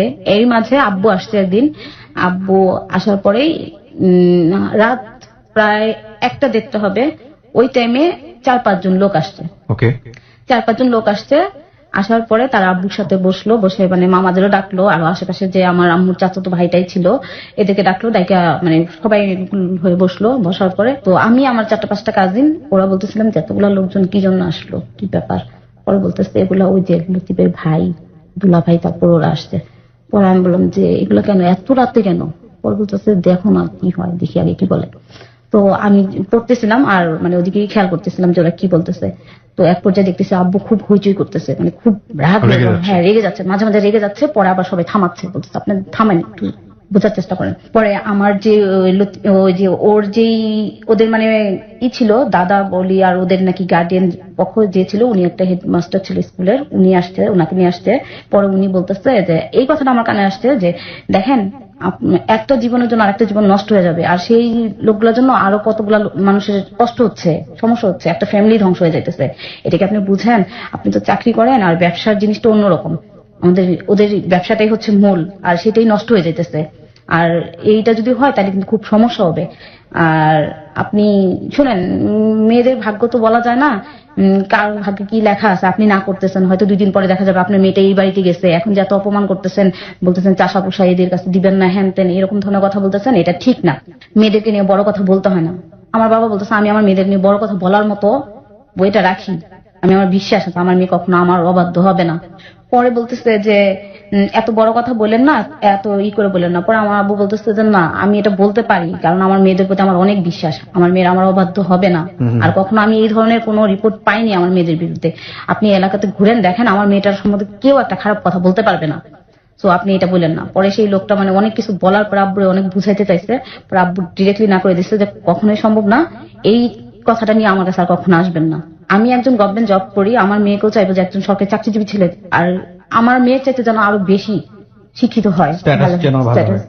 আর এই মেয়েটা কখনো এই গ্রামের অঞ্চলে কখনো মানাইতে পারবে না। আপনারা কেন এটা বুঝতেছেন না, এটা বোঝার চেষ্টা করতেছেন না? শুধু এখনকারটা ভাবলে তো হবে না, আপনারা বিজনেস নিয়ে আসছেন, আপনাদের ব্যবসা চিন্তা করতেছেন, আমার মেয়েটার লাইফ নিয়ে আমি চিন্তা করতেছি, এটা কখনোই আন্ডারস্ট্যান্ডিং হবে না। এটা বুঝতে, আপনি তো একজন শিক্ষিত, আপনি কি বুঝতেছেন? এই কথাগুলো আমি শুনলাম, শোনার পরে ভোর হয়ে গেছে তাদের কথাবার্তা, এক পর্যায়ে মানে আমিও শুনতেছি, তারাও মানে তর্ক বিতর্কের এক মাঝখানে সকালে মানে ফজরে আজান হচ্ছে, ওই টাইমে তারা চলে গেছে।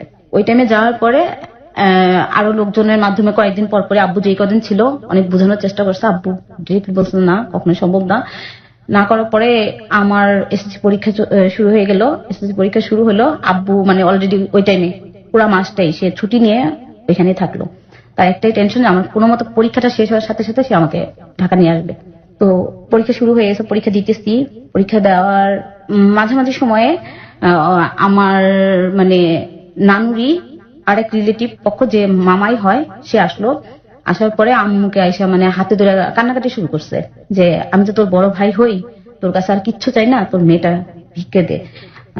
পরে আম্মু বলতেছে আমি এগুলো বলতে পারবো না, আমার সাথে এগুলো বললেন না, আপনাদের কাছে আমি দয়া করে মাপ চাই, আমার ভুল হয়েছিল আমার মেয়েটাকে এখানে পাঠানো, আর এগুলো নিয়ে আমি আর নাটক করতে চাই না, এগুলো বললেন না। পরে ওই মামাকেও না করে দেওয়ার পরে ও তো মানে পুরো পাগল, কোন দিক থেকে কারে পাঠাবে কি করবে এরকম। আর ওদিক থেকে ওর ভাইয়েরও একটা জেদ চেপে গেল যে আব্বু এত বড় বড় কথা বলছে, এত অপমান করছে।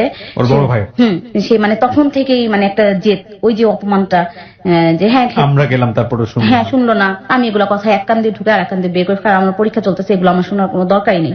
পরে সে বলতেছে যে এইরকম এরকম মেয়ে দেখায়, ও তো পালায় পালায় চলে আসে, মেয়ে দেখেই না, নিয়ে যাই এইখানে দেখাবে ওইখানে দেখাবে এরকম। আপনার চেয়ে কয় বছরের সিনিয়র ছিল? 4-5 বছরের বড় ছিল।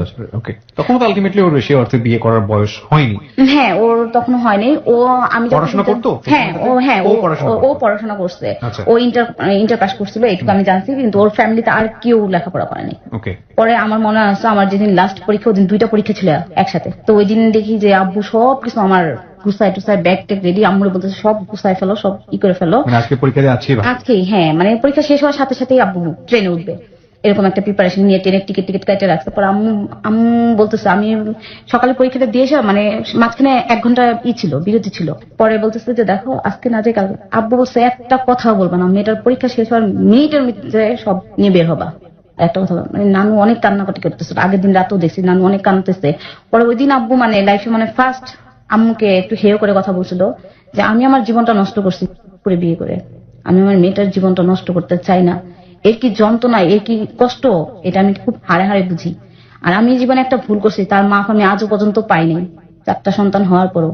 আর আমি যদি আমার এই মেয়েটাকে, আমার বংশে মেয়ে নাই, আমার এই 2টা মেয়ে, তো ওই দিন আমার খুব খারাপ লাগছে যে আম্মুকে আব্বু ওই ফার্স্ট আমার সামনে আম্মুকে একটা চর মারছিল। চর মারার পরে আম্মু মানে অবাক হয়ে গেছিল যে এটা কি করলো, আম্মুকে একটা চর মারছে আম্মুর সামনে, তারপর আম্মুর সামনে একটা চর মেরে বলতেছে যে আমি অনেক আশা নিয়ে দিছিলাম, অনেক ভরসা নিয়ে দিছিলাম, আমার মেয়েটার লাইফটা তো ধ্বংস করার পথে তোমরা নামছো, তার সাথে হয়তো আরো যে কি হবে এটার আভাস আমি এখন থেকেই পাইতেছি, আমার ভিতরটাই যেন কেমন করতেছে, আমি তো ঝড় তুফানের আভাস আমি পাইতেছি। আপনি যিনি কথা বললাম একটা চর মারছিল, ওইটাই আমি লাইফে ফার্স্ট দেখছিলাম যে আম্মুকে একটা চর মারছিল, আমার খুব কষ্ট লাগছিল। আম্মু আমাকে ধরে অনেক কান্নাকাটি করতেছিল, অনেক কান্নাকাটি করছে, সারাটা রাত নানুও কান্না করছে, আম্মুও কান্না করছে, আর আব্বু বাইরে বসেছিল একটা চেয়ারে। মানে ওই রাতে থাকছে? মানে ওইটা আগের দিন রাতে, তারপরেই সব গোছানো। মানে পরীক্ষাটা শেষ হওয়ার আগের দিন রাতে এটা। এইসব জিনিস আপনার বাসার মধ্যে ঘটে যাচ্ছে, এগুলো তো আপনাকে মেন্টালি ডিস্টার্ব করার কথা। হ্যাঁ আমার খুব ডিস্টার্ব হচ্ছিল, আমি মানে পড়ার সময় আমার খুবই হইতেছিল। তারপর আমার মানে ধরে আমি একটা মানে যুদ্ধের মতো করেই আমার পড়াটা চালা যাচ্ছে, আমি ওগুলো মানে আমার কানে নিচ্ছিলাম না।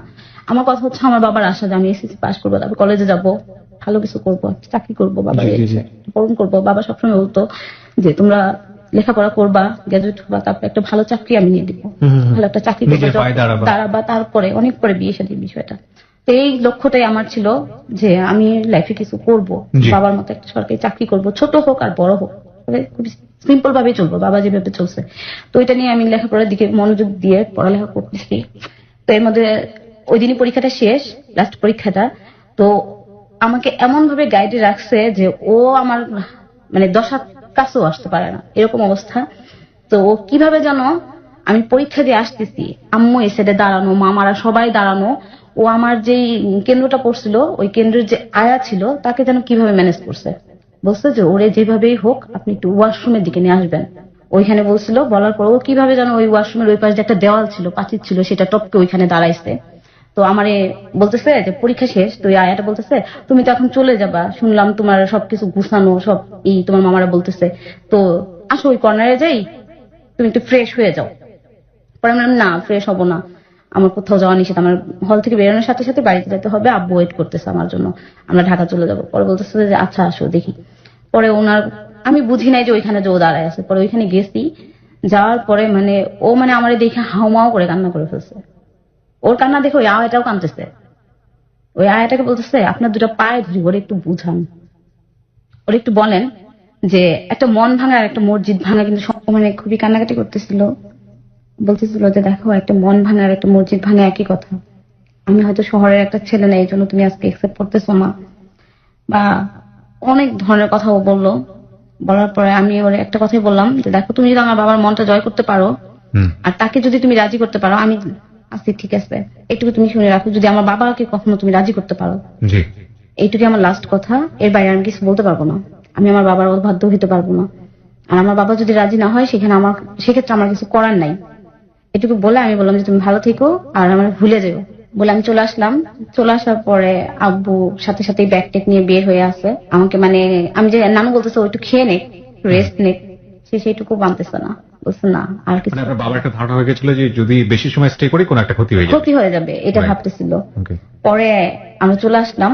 এর মাঝে আমার যে বড় ফুপিটা ছিল উনি পাশাপাশি বাড়ির ছিল, উনি নাকি এসে দাদার সাথে কি ঝগড়াঝাটি হয়েছিল বাড়ির জমিটা নিয়ে বা কি সম্পদ নিয়ে কি সমস্যা হয়েছিল সেটা নিয়ে তর্ক বিতর্কের এক পর্যায়ে দাদার সাথে খুব খারাপ ব্যবহার হয়েছিল। তো হওয়ার পর আমরা বাসায় আসছি। আসার পরে দিয়ে আমি আগে রুমে ঢুকছি, দাদার রুমে ঢুকছি, ঢুকে দেখি যে দাদা সোফার উপরে হাতটা ছেড়ে কেমন যেন হইয়া কি সেন্সলেস আছে না কি কি অবস্থা আমি সেটা বুঝতে পারতেছিলাম না। তো আমি চিৎকার করলাম। পরে আম্মুর বলতেছি দেখো তো কি হয়েছে। পরে এসে দেখে যে দাদার অবস্থা খুব খারাপ। সাথে সাথে অ্যাম্বুলেন্স গেল, ফোন দিল, পরে বাইরে নিয়ে আসলো। ডাক্তার বলতেছে ব্রেন স্ট্রোক করে ফেলছে। ব্রেন স্ট্রোক করে ফেলছে। পরে মানে খুবই খারাপ অবস্থা ছিল তার। কতদিন হবে, 21 দিন হয়তো বাইরে ছিল, নাকি নল দিয়ে খাবার দাবার সবকিছু হয়েছিল। 21 দিন পরে দাদা মারা গেল। হ্যাঁ, ওই দিনটা আমি কখনোই ভুলবো না। আর ওই যে আমাদের শেষ ঘোরাটা ছিল, ওই দিনটা দাদা খুব এনজয় করতেছিল, খুবই মনে পড়তেছিল। পরে এরকম হয়েছিল, হওয়ার পরে ওই ফুপিরা যখন আসছিল মিলাদ টিলাদ পড়ার পরে আমাকে নিয়ে গেল ওই যে ছোট ফুপিটার বাসায় ক্যান্টনমেন্টে। তো এইভাবে একদিন হঠাৎ করে আব্বু ফুপিকে ফোন দিছে, আমরা কই যেন যাবো, এই টাইমে ফোন দিছে, দিয়ে বলতেছে যে আমি আসতেছি। তো এর মাঝে ফুল বলতেছে কেন কি জন্য, ও তো মাত্র আসলো, 2-1 দিন হয়েছে আমার বাসায় আসছে। দেখি যে ঘন্টা খানিকের মধ্যে আব্বু চলে গেছে। খুবই বলতেছে যে ওনারা ড্রয়িং রুমে বসে কথা বলতেছে যাই কিছু করো, দেখো ওদের কথা শুনে কোনো কিছু তুমি দুর্বল হবা না। এটা কাকে বলছে? আব্বুকে বলতেছে ফুপি। আচ্ছা। মানে আমি তখনও জানি না যে বাসায় কে বা কারা আসছে বা কি হয়েছে, কেন আব্বু আমাকে হুট করে নিতে আসলো। পরে আব্বু বলতেছে চলো আমরা চলে যাবো। পরে ফুপি ওই কথাটা বললো, বলার পর আমি বাসায় আসছি। আসার পরে আমাকে আমার রুমে যাইতে দিচ্ছে না, মানে আমাদের রুম গুলাতে যাইতে দিচ্ছে না। যেই সাইডটাতে দাদু দাদা থাকতো ওই সাইডের রুম গুলাতে আমাকে বসাইল আব্বু। বলছে তুমি এখানে থাকো। পরে আমি বলছি কেন, এদিকে যাবো না কেন? পরে আমাকে আমার ছোট বোন বলতেছে আপু গ্রাম থেকে না অনেকগুলো লোক আসছে। পরে আমি বললাম যে গ্রাম থেকে লোক আসছে, কারা আসছে? পরে বলতেছে আমিও চিনি না। তো এর মাঝে আমার দাদু বলতেছে যে দেখ এক কথাই না করে দে, দাদি। পরে উনি বলতেছে যে না করে দে। পরে ওরা মানে ওইটা আমার নানু হয়তো বলছিল যে উনি যদি বলে দুনিয়া এদিক থেকে ওদিক হয়ে যাবে, তুই দেখ। পরে ওই যে পরে দাদুর সাথে বসে বসে গল্প করতেছে। আমি শুনতেছি যে ওনারা দাদুর সাথে কথা বলতেছে। আম্মু ওনাদেরকে নাস্তা টাস্তা খাবার দাবারের ব্যবস্থা করছে, যেহেতু এত দূর থেকে আসছে ওদিন তো তাদের যাওয়া সম্ভব না। পরে খাবার দাবারের ব্যবস্থা করছে। খাবার দাবার এখন একটা লোক বাড়িতে আসছে, দাদুর এটাই বলতেছে দেখ শত্রু যদি বাড়িতে আসে মানুষ ভালো ব্যবহার করে। আর যেহেতু তো শ্বশুর বাড়ি এলাকার লোকজন রিলেটিভ হয়, বড় রিলেটিভ, তুই খারাপ ব্যবহার করবি না, দেখ কি হয়। আর মেয়ে নিয়ে তো হয়তো ওর ভাগ্য এর চেয়ে ভালো জায়গায় যেতে পারে বা এর চেয়ে খারাপ জায়গায় যেতে পারে, তুই একটু চিন্তা ভাবনা কর, দেখ। মানে ওনারা ততক্ষণে দাদুকে পটাই ফেলছে। দাদু এই জন্য এই কথাটা বলছে। তারা কিন্তু দাদু খুবই রাগান্বিত ওই বিষয়টার জন্য, ওই জামালপুর যাওয়াটা নিয়ে। পরে খাওয়া দাওয়া হলো। এক পর্যায়ে সারা রাত তারা কি বললো না বললো দরজা টরজা লাগায়া ঘুম থেকে উঠে দেখতেছি সবাই আসছে। সবাই আসার পরে আম্মু মানে মনটা অনেক খারাপ, হয়তো আম্মুর সাথে আব্বুর অনেক ঝগড়াঝাটি হয়েছে। হওয়ার পরে সবাই আসলো। আসার পরে ড্রয়িং রুমটাতে মানে আমাদের যে বসার রুমটা ছিল ওইখানে সবাই এসে বসলো। বসার পরে দেখতেছি যে আমাকে ফুপি যায়, মেজো ফুপি যায়, বলতেছে যে আমি ছোটবেলা থেকে দেখতাম রে তোর মাথার সিটিটা না অনেক লম্বা, তোর অনেক দূরে বিয়ে হবে। ফুপু আমাকে সবসময় এটা বলতো যে তোর মনে অনেক দূরে বিয়ে হবে। উনি যায় আমাকে ধরে কান্না করতেছে, বলতেছে যে আমরা যেটা আশা করি নেই সেটাই হইতেছে। ততক্ষণও আমি জানি না যে কি হইতেছে। পরে আমাকে নিয়ে আসলো সবার সামনে। আনার পরে দিয়ে ওর যে দাদাটা যেটা মাস্টার ছিল, স্কুল মাস্টার ছিল, উনার সামনে আসা। উনাকে আমি ওই দিনই দেখলাম। উনি আপনাদের এতে চলে এসছে, এখানে চলে আসছে। চলে আসার পরে তখন সে একটা বের করলো, বক্স থেকে আংটি বের করলো। সেই আংটিটা আমার হাতে পরানো, মানে আমার হাতে পরানোর জন্য দাদির হাতে দিল। উনি বললো যে আপনি মুরব্বী, আপনি পরায় দেন। সেই সময়টাতে আপনার বাবা কি বলছিল? বাবা নির্বাক, বাবা তখন সাইলেন্স? হ্যাঁ পুরো সাইলেন্স হয়ে গেছে। কি বলছিল ওরা, কি নিয়ে কি হয়েছে এটাও আমি জানতেছি না, আচ্ছা। কারণ আমি তো তখন কোনো কিছু বুঝি নাই। আমি ফুপির বাসা থেকে আসলাম, তারপরে তারা ওই রুমে যাইতেই দিল না, পুরো রুম লাগায় সারা রাত কথা বললো। আচ্ছা। পরে সবাই কান্না করতেছে, আমার ছোট বোনটাও কান্না করতেছে, ভাইয়া তো বাসা থেকে বের হয়ে চলে গেছে। জি। ভাই ওই মুহূর্তে আব্বু অনেক রিকোয়েস্ট করছিল যে একটু দাঁড়াও, সে বলছিল এখানে দাঁড়ানোই সম্ভব না, ভাইয়াও চলে গেছে বাসা থেকে। পরে আমার দাদি আমার হাতে ওই আংটিটা পরাই দিল, বললো যে আপনি পরাই দেন, আমরা নিয়ে আসছি। আংটি দিল আর আমার হাতে 2000 টাকা দিল ওরা। দেওয়ার পরে ওরা চলে গেল। চলে গেল, তারপরে আব্বুকে কি যেন বললো, পরে বললো যে আমি ফোনে জানাবো। পরে আমাকে আমার বাবা অনেকক্ষণ পরে আমার রুমে আসলো, আসার পর আমি মানে ভীষণ কান্না করতেছি, অনেক কান্দতে কান্না আমার চোখ পুরো ফুলে গেছে। তখন আব্বু বলতেছে যে আম্মু আমাকে মাফ করে দিও, আমি হয়তো হারিয়ে গেছি। ওরা আমাকে আসলে কি যে বললো আর কি হইলো আমি নিজেও বুঝলাম না। আচ্ছা। ওদের ছেলেটাকে ওরা ঠিক রাখতে পারতেছে না, হয়তোবা ও এর আগে কীটনাশক খাইছিল, এখন হয়তো ও একটু ভয়ঙ্কর কিছু করবে। আমি এটা মানে কি করবো, ওরা আমার হাতে পায়ে ধরে আমাকে পুরো করে ফেলছে, আমি আর কিছু করতে পারলাম না। অনেক ভাবে বুঝাইছি যে আমার মেয়েটাকে গ্রামে বিয়ে দিলে ও পারবে না কিছু করতে। আপনাদের যৌথ ফ্যামিলি, যে ফ্যামিলিতে 15-20 জন মানুষ, এই ফ্যামিলিতে আমার মেয়ে কিভাবে অ্যাকসেপ্ট করবে, কিভাবে থাকবে? এত কখনো এগুলা এই পরিবেশে যাই নেই, এই পরিবেশে থাকেই নেই। তারপরেও তারা বলতেছে যে না। পরে আমি আমার বাবাকে ধরে অনেকক্ষণ কান্না করছি, অনেকক্ষণ কান্না করার পরে আব্বু কান্না করতেছিল। কান্না করার পরে বিকেলের দিকে ফুপিরা সবাই মিলে ডিসিশন নিল যে 2 মাস পরেই মানে বিয়েটার সবকিছু। তখন আমার পরীক্ষার 1 মাস শেষ হয়ে গেছে, আর 2 মাস পরে আমার রেজাল্ট বের হবে। তো ওই টাইমে এটা, তখন আমি আব্বুকে বলছিলাম যে আব্বু তোমরা যাই করো, ওদেরকে একটা প্রমিস করাবো ওরা যেন আমাকে কলেজে ভর্তি করে, আমি যেন আমার লেখাপড়াটা চালাই যেতে পারি। তার মানে শেষ পর্যন্ত আপনাদেরকে হার মানতেই হলো তাদের? হ্যাঁ, ওদের জিদের কাছে। পরে ওদের যে কি জিদ ছিল আর কি জন্য যেটা করলো, ওরা ছোট হয়েও হয়েও আসছে।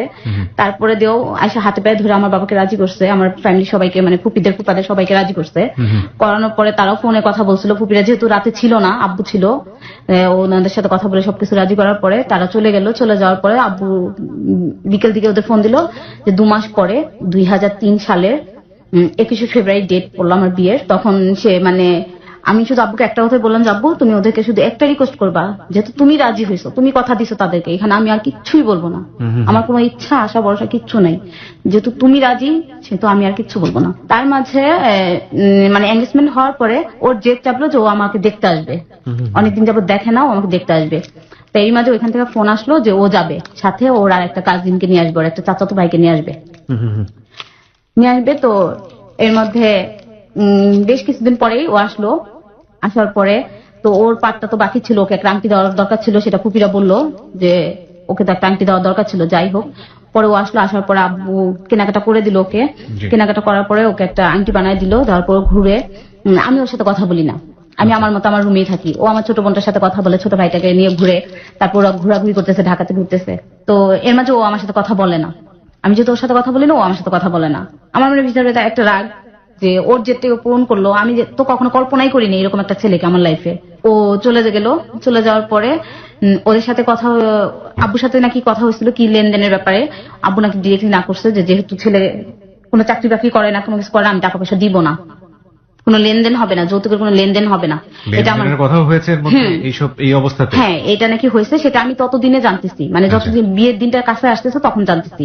তখন আব্বু, আমার মামা ছিল, মামাকে বলতেছে যে মামার সাথে ফোনে কথা হচ্ছে যে এটা তো সম্ভবই না, লেনদেনের ব্যাপারটা আমার এটা মনের ইচ্ছা, আমি যদি মন থেকে কিছু দেই সেটা আমার বিষয়, আমার মেয়ের জন্য দিব, বাট ওদের জন্য না, ওরা তো রাস্তার ফকির না যে ওদেরকে দিতে হবে, আমি যৌতুক দিয়ে মেয়েদের বিয়ে দিব না। আমার বাবা আমাকে জিজ্ঞেস করলো, অনেকগুলো কার্ড নিয়ে আসছে, আনার পর ভাইয়াকে দায়িত্বটা দিল যে তুমি সবকিছু দেখবা। তো ভাইয়া তো মন থেকে রাজি না, ভাইয়া তো মানে সবসময় অলটা মেজাজ গরমই হয়ে থাকে। তারপর ভাইয়া কার্ডগুলো নিয়ে আসলো, আনার পর আমাকে বলতেছে দেখো কোনটা তোমার পছন্দ হয়। পরে আমি যে কার্ডটা চয়েস করলাম সেই কার্ডটাই আব্বু করলো, একসেপ্ট করলো, করার পর ওই কার্ডটাই ছাপানো হলো। কার্ডটা সব বিলি করা শেষ, তার মধ্যে ওদের সাথে আব্বুর কথা হলো যে আমার তো প্রথম আমাদের ফ্যামিলিতে বিয়ে, আর মেয়েটাকে গায়ে হলুদের সময় আপনারা আসবেন, কিন্তু গায়ে হলুদ এটা তো ঢাকাতে হয়, এরকম। তো ওরা বললো যাচ্ছে ঠিক আছে আসবো। আমার গায়ে হলুদও খুব ভালো আয়োজনই করা হয়েছিল, অনেক লোকজনকেই বলা হয়েছিল, গায়ে হলুদে সমস্ত ইটি করা শেষ, লোকজন আসা শুরু হয়েছে। এই মুহূর্তে ওদের ওখান থেকে একটা ফোন আসছে। ফোন আসার পরে বলতেছে যে আমরা তো যাইতে পারতেছি না, আমাদের ব্যবসা বাণিজ্য রেখে এরকম গায়ে হলুদ টুলুদ আদিক্ষেত আমরা করতে পারবো না। এরকম একটা প্রশ্ন মানে ইসে আমাদের ফ্যামিলির সবাই মানে হতবাক হয়ে গেল, এটা কি করলো, এগুলা কেন করতেছে এই মুহূর্তে, যারা এত কিছু করে কাকুতি মিনতি বিনয় করে এত কিছু রাজি করলো, এখন তাদের এই আসল রূপ আসতেছে, তার মানে কি? ওরে ফুপিরা তো ভীষণ খেপে গেল। তারা বলতেছে ফোন দাও, না করে দাও, আসতে না, আমরা বিয়ে দিব না। যেহেতু এখনই তাদের আসল রূপ বের হচ্ছে, আরো তো বাকি জীবনে কি করে কে জানে, না করে দাও।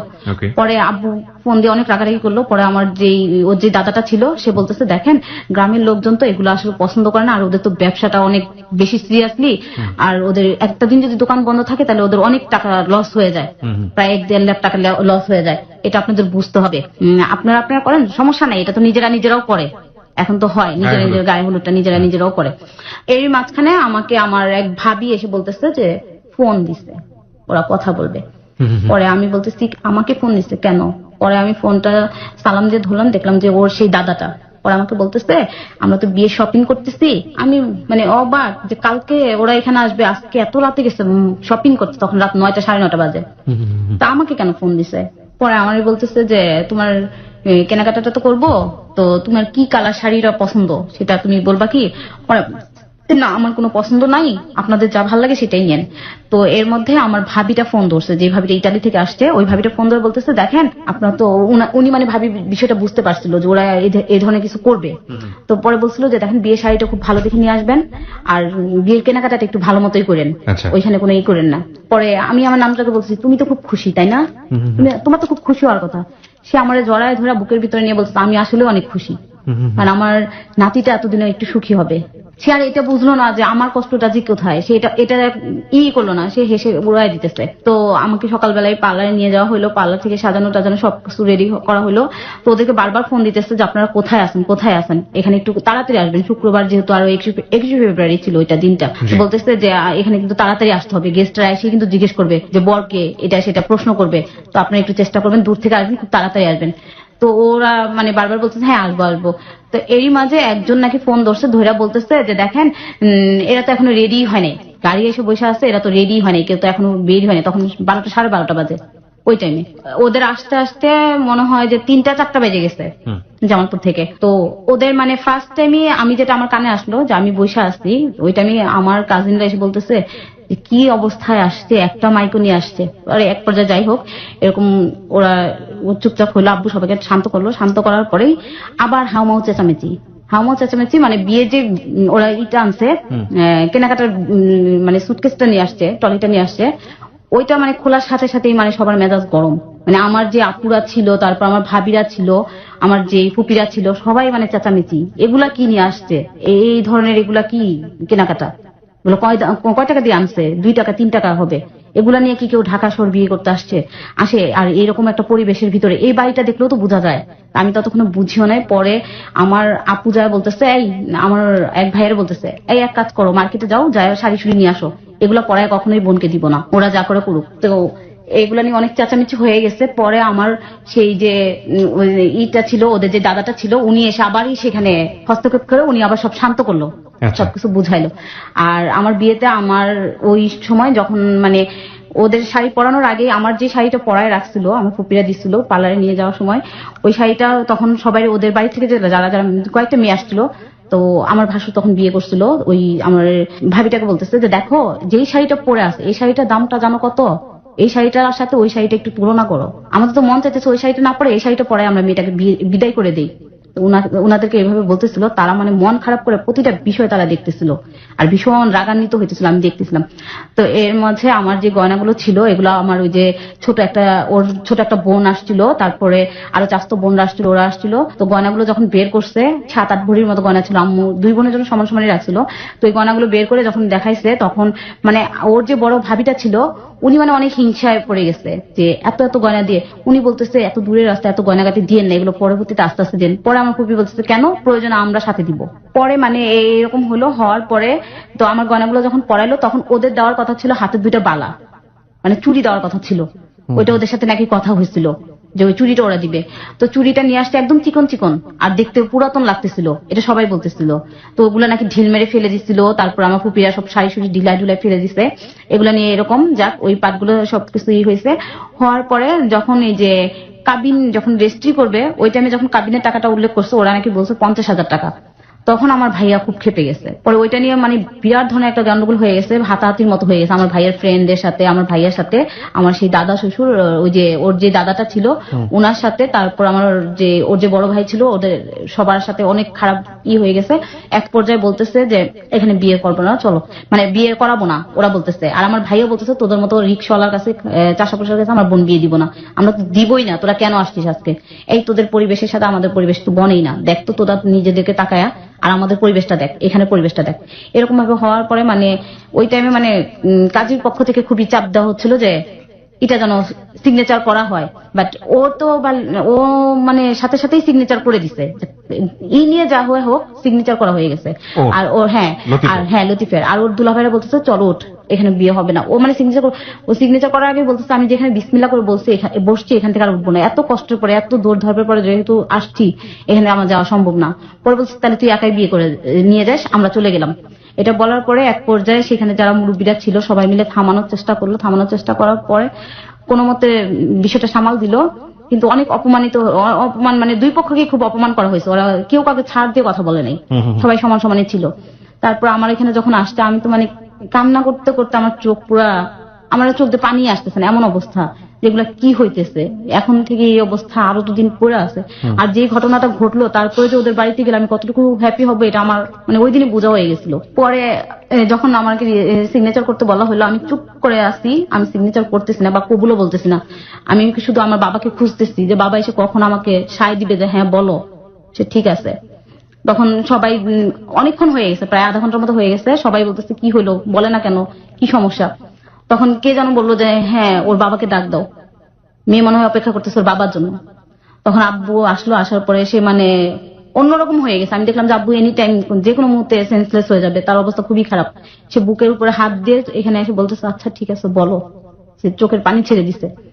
তারপর আমি আবারও জিজ্ঞেস করলাম তার চোখের দিকে, মানে আমাদের কথা হচ্ছে চোখে চোখে, আব্বু আমার চোখের দিকে তাকায় আছে, আমি আব্বুর দিকে তাকায় আছে, আমার চোখ দিয়ে পানি পড়তেছে, আব্বুর চোখ দিয়ে পানি পড়তেছে। পরে সে আমাকে বুঝাইলো যে হ্যাঁ বলো ঠিক আছে কোনো সমস্যা নাই, যা হয়েছে এটা হয়, এরকম হয়। পরে আমি সিগনেচার করলাম, করার পর আমাকে বিদায় দিল। উঠলাম গাড়িতে, উঠার সময় মানে আমার ভাইয়া অজ্ঞান হয়ে গেছে, সেন্সলেস হয়ে গেছে, আমার বড় ভাইটা অজ্ঞান হয়ে গেছে। সবাই ওরে খুঁজতেছে যে ও কই, ও রুমে যায় সেন্সলেস হয়ে কখন পড়ে আছে কেউ জানে না। পরে ওকে ঠিক করলো, আমাকে গাড়িতে উঠানোর জন্য অপেক্ষা করতেছে। পরে ওকে নিয়ে আসছে, আমার মনে আছে ভাইয়া এসে আমাকে জড়ায় ধরে কান্না করতেছিল আর বলতেছিল যে তোমাকে বিদায় দিতেছি না তো, আজ মনে হইতেছে যে তোমার লাশটাকে আমরা কবরে দিতেছি। প্রিয় শ্রোতা, আমরা এই জায়গাটায় ছোট্ট আরেকটা বিরতি নিতে চাই, মাত্র 4 মিনিটের ছোট্ট একটা বিজ্ঞাপন বিরতি। 4 মিনিট পরে আমরা আবারও ফিরে আসবো close up presence hello with 920 তে। আয়েশার জীবনের গল্প আপনারা শুনছেন। অনেকগুলো প্রশ্ন জমা হয়ে গেছে এবং সবগুলো প্রশ্ন একই সাথে। জি আয়েশা, আপনি যেটা বলছিলেন তারপর। হ্যাঁ ভাইয়া পরে এক প্রকার ওই কথাটাই বললো যে আমরা তো তোমাকে বিদায় দিচ্ছি না, আমরা ভাবতেছি তোমার লাস্টটাই কবরে দিচ্ছি, এরকম বলে বিদায় দিল। তারপর আব্বু ওরা যা যা মানে ফর্মালিটি থাকে ওগুলো সবকিছু শেষ করলো, করার পরে আমি মাইকোতে উঠলাম, দেখলাম যে ওরা একটা মাইকোতেই আসছে, সবাই যা বলতেছিল সত্যি কথাই বলতেছিল। আর তাদের ড্রেস আপ গেট আপ খুবই ছিল, একদম অন্যরকম ছিল, গ্রাম্য ছিল। ওটা দেখার পরে আমি মানে আমার বাবার দিকে বারবার মানে পেছনে গাড়িটার পেছন দিকে তাকাচ্ছিলাম, আমার কান্না করতেছিলাম। আমার বাবাও দেখতেছিলাম যে চোখের পানি তাকে কেউ সান্ত্বনা দিয়ে রাখতে পারতেছিল না, সে একদম মুচড়ে মুচড়ে পড়তেছিল। পরে উঠলাম, উঠার পরে তারা মানে তাদের টেনশন যে এত গয়নাগাটি দিছে, ওরা বলতেছে এগুলা তো করে নাই, আমাদের বিপদে ফেলবে, এখান থেকে জানলোই যে এত দূরের রাস্তা, 4-5 ঘন্টা জার্নি করে যাইতে হবে। তার মানে এটা নিয়ে গাড়ির ভিতরে বসে দুনিয়ার আলোচনা করতেছে। তোর যে বড় বোনটা ছিল উনি খুব মোটা সোটা ছিল, তো আমি জানলার কাছে বসছিলাম আর আমাকে বলা হয়েছিল, আমি আমার ভাবিদের কাছে বলছিলাম যে আমার কিন্তু মানে বাসে উঠলে বা দূরে জানি আমার খুবই সমস্যা হইতো, বমি হইতো। তো ওরা বলতেছে যে ও তো মনে হয় বমি করে, এই জন্য ওই যে ট্যাবলেট ছিল ওইটা দিল, তারপর ওইটা খাওয়ালো। খাওয়ানোর পরে সব মানে এমন ভাবে চেপে চেপে বসতেছে আমার বসতে খুব কষ্ট হইতেছিল। আর ভারী শাড়ি গয়না টয়না পরা ছিল, খুব গরম লাগতেছিল, খুবই আনইজি লাগতেছিল। পরে আমার ওর যে বড় বোনটা ছিল উনি, ওনার হাজবেন্ড, ওনারা আমার পাশে বসছে। পরে ওই যে ভাবিটা ছিল মানে আমার ওর বড় ভাইয়ের বউটা ছিল, আমার যে যা হইলো, উনি বলতেছে ওদেরকে একসাথে বসতে দেন, আপনারা কেন এখানে বসছেন, আপনারা একটু চাপেন। পরে ওই ফার্স্ট ও পেছন থেকে এসে আমার সাথে বসলো, বসার পরে মানে ও কোনো কথা বলতেছে না, আমিও কোনো কথা বলতেছি না। তো 4-5 ঘন্টা জার্নির মধ্যে এক জায়গায় যে স্টপেজ হলো, ওরা কিছু খাওয়া দাওয়া করলো, করার পরে গেলাম। যাওয়ার পরে তখন রাত 2টা-3টার মতো বাজে, শীতের রাত ছিল, ফেব্রুয়ারি মাস, 2টা-3টা বাজে। ওই টাইমে গেলাম। যাওয়ার পরে আমি ওদের বাড়িটাও কখনো মানে কিরকম হবে কেমন হবে ওইটাও মানে কখনো ধারণাই করি নাই যে কিরকম ওদের বাড়ির লোকেশন হবে কি। তো গেলাম অন্ধকারের ভিতরেই, কারেন্ট টারেন্ট নাই ওদের এলাকাতে, ওটা বুঝতেই পারলাম। এলাকার ভিতরে ঢুকেই দেখলাম যে প্রতিটা মানে রোডে যে থাকে ল্যাম্প পোস্ট গুলো ওগুলাও নাই, খুবই ঘুটঘুটে অন্ধকার একটা এলাকার ভিতরে ঢুকতেছি, কোনো আলো টালো দেখা যাইতেছে না। তো ওদের বাড়ির সামনে দেখলাম যে অনেক লোকজন দাঁড়ায় আছে। দাঁড়ায় থাকার পরে আমার সাথে আমার নানুটা গেছিল আর আমার 2টা কাজিন গেছিল, আর একটা মানুষও জানে। ওই যে ঝগড়াঝাটি গন্ডগোল হয়েছিল তার জন্য আমার ভাবি টাপি ওরা কেউ জানে সাথে। তো অনেক লোকজন মানে অনেক কথা বলতেছে, গ্রামের লোকজন যেরকমটা হই হুল্লোড় করে ওরকম ওরা করতেছে। আমি একটু থামাতে চাই আপনাকে এখানে, মানে এখানে আমাদের কিছুটা হলো রাগও হচ্ছে আপনার ফ্যামিলির উপরে। আপনার ফ্যামিলি কি দেখে নাই বিয়ের আগে আপনার যে জায়গায় আপনাকে বিয়ে দিচ্ছে তার পরিবার সম্পর্কে জানতো না, দেখতো না, দেখে না একেবারে? এটা আমার মামারা জানতো, আব্বু জানতো না। তো আপনার বাবা আপনার সম্পর্কে এতটা বেশি কনসাস, আপনার বাবা আপনাকে মাথায় রাখবে না হাতে রাখবে সেটার ব্যাপারে সে সিদ্ধান্ত নিতে পারে না, এত এত আদর করে, তো সেগুলো সে দেখবে না?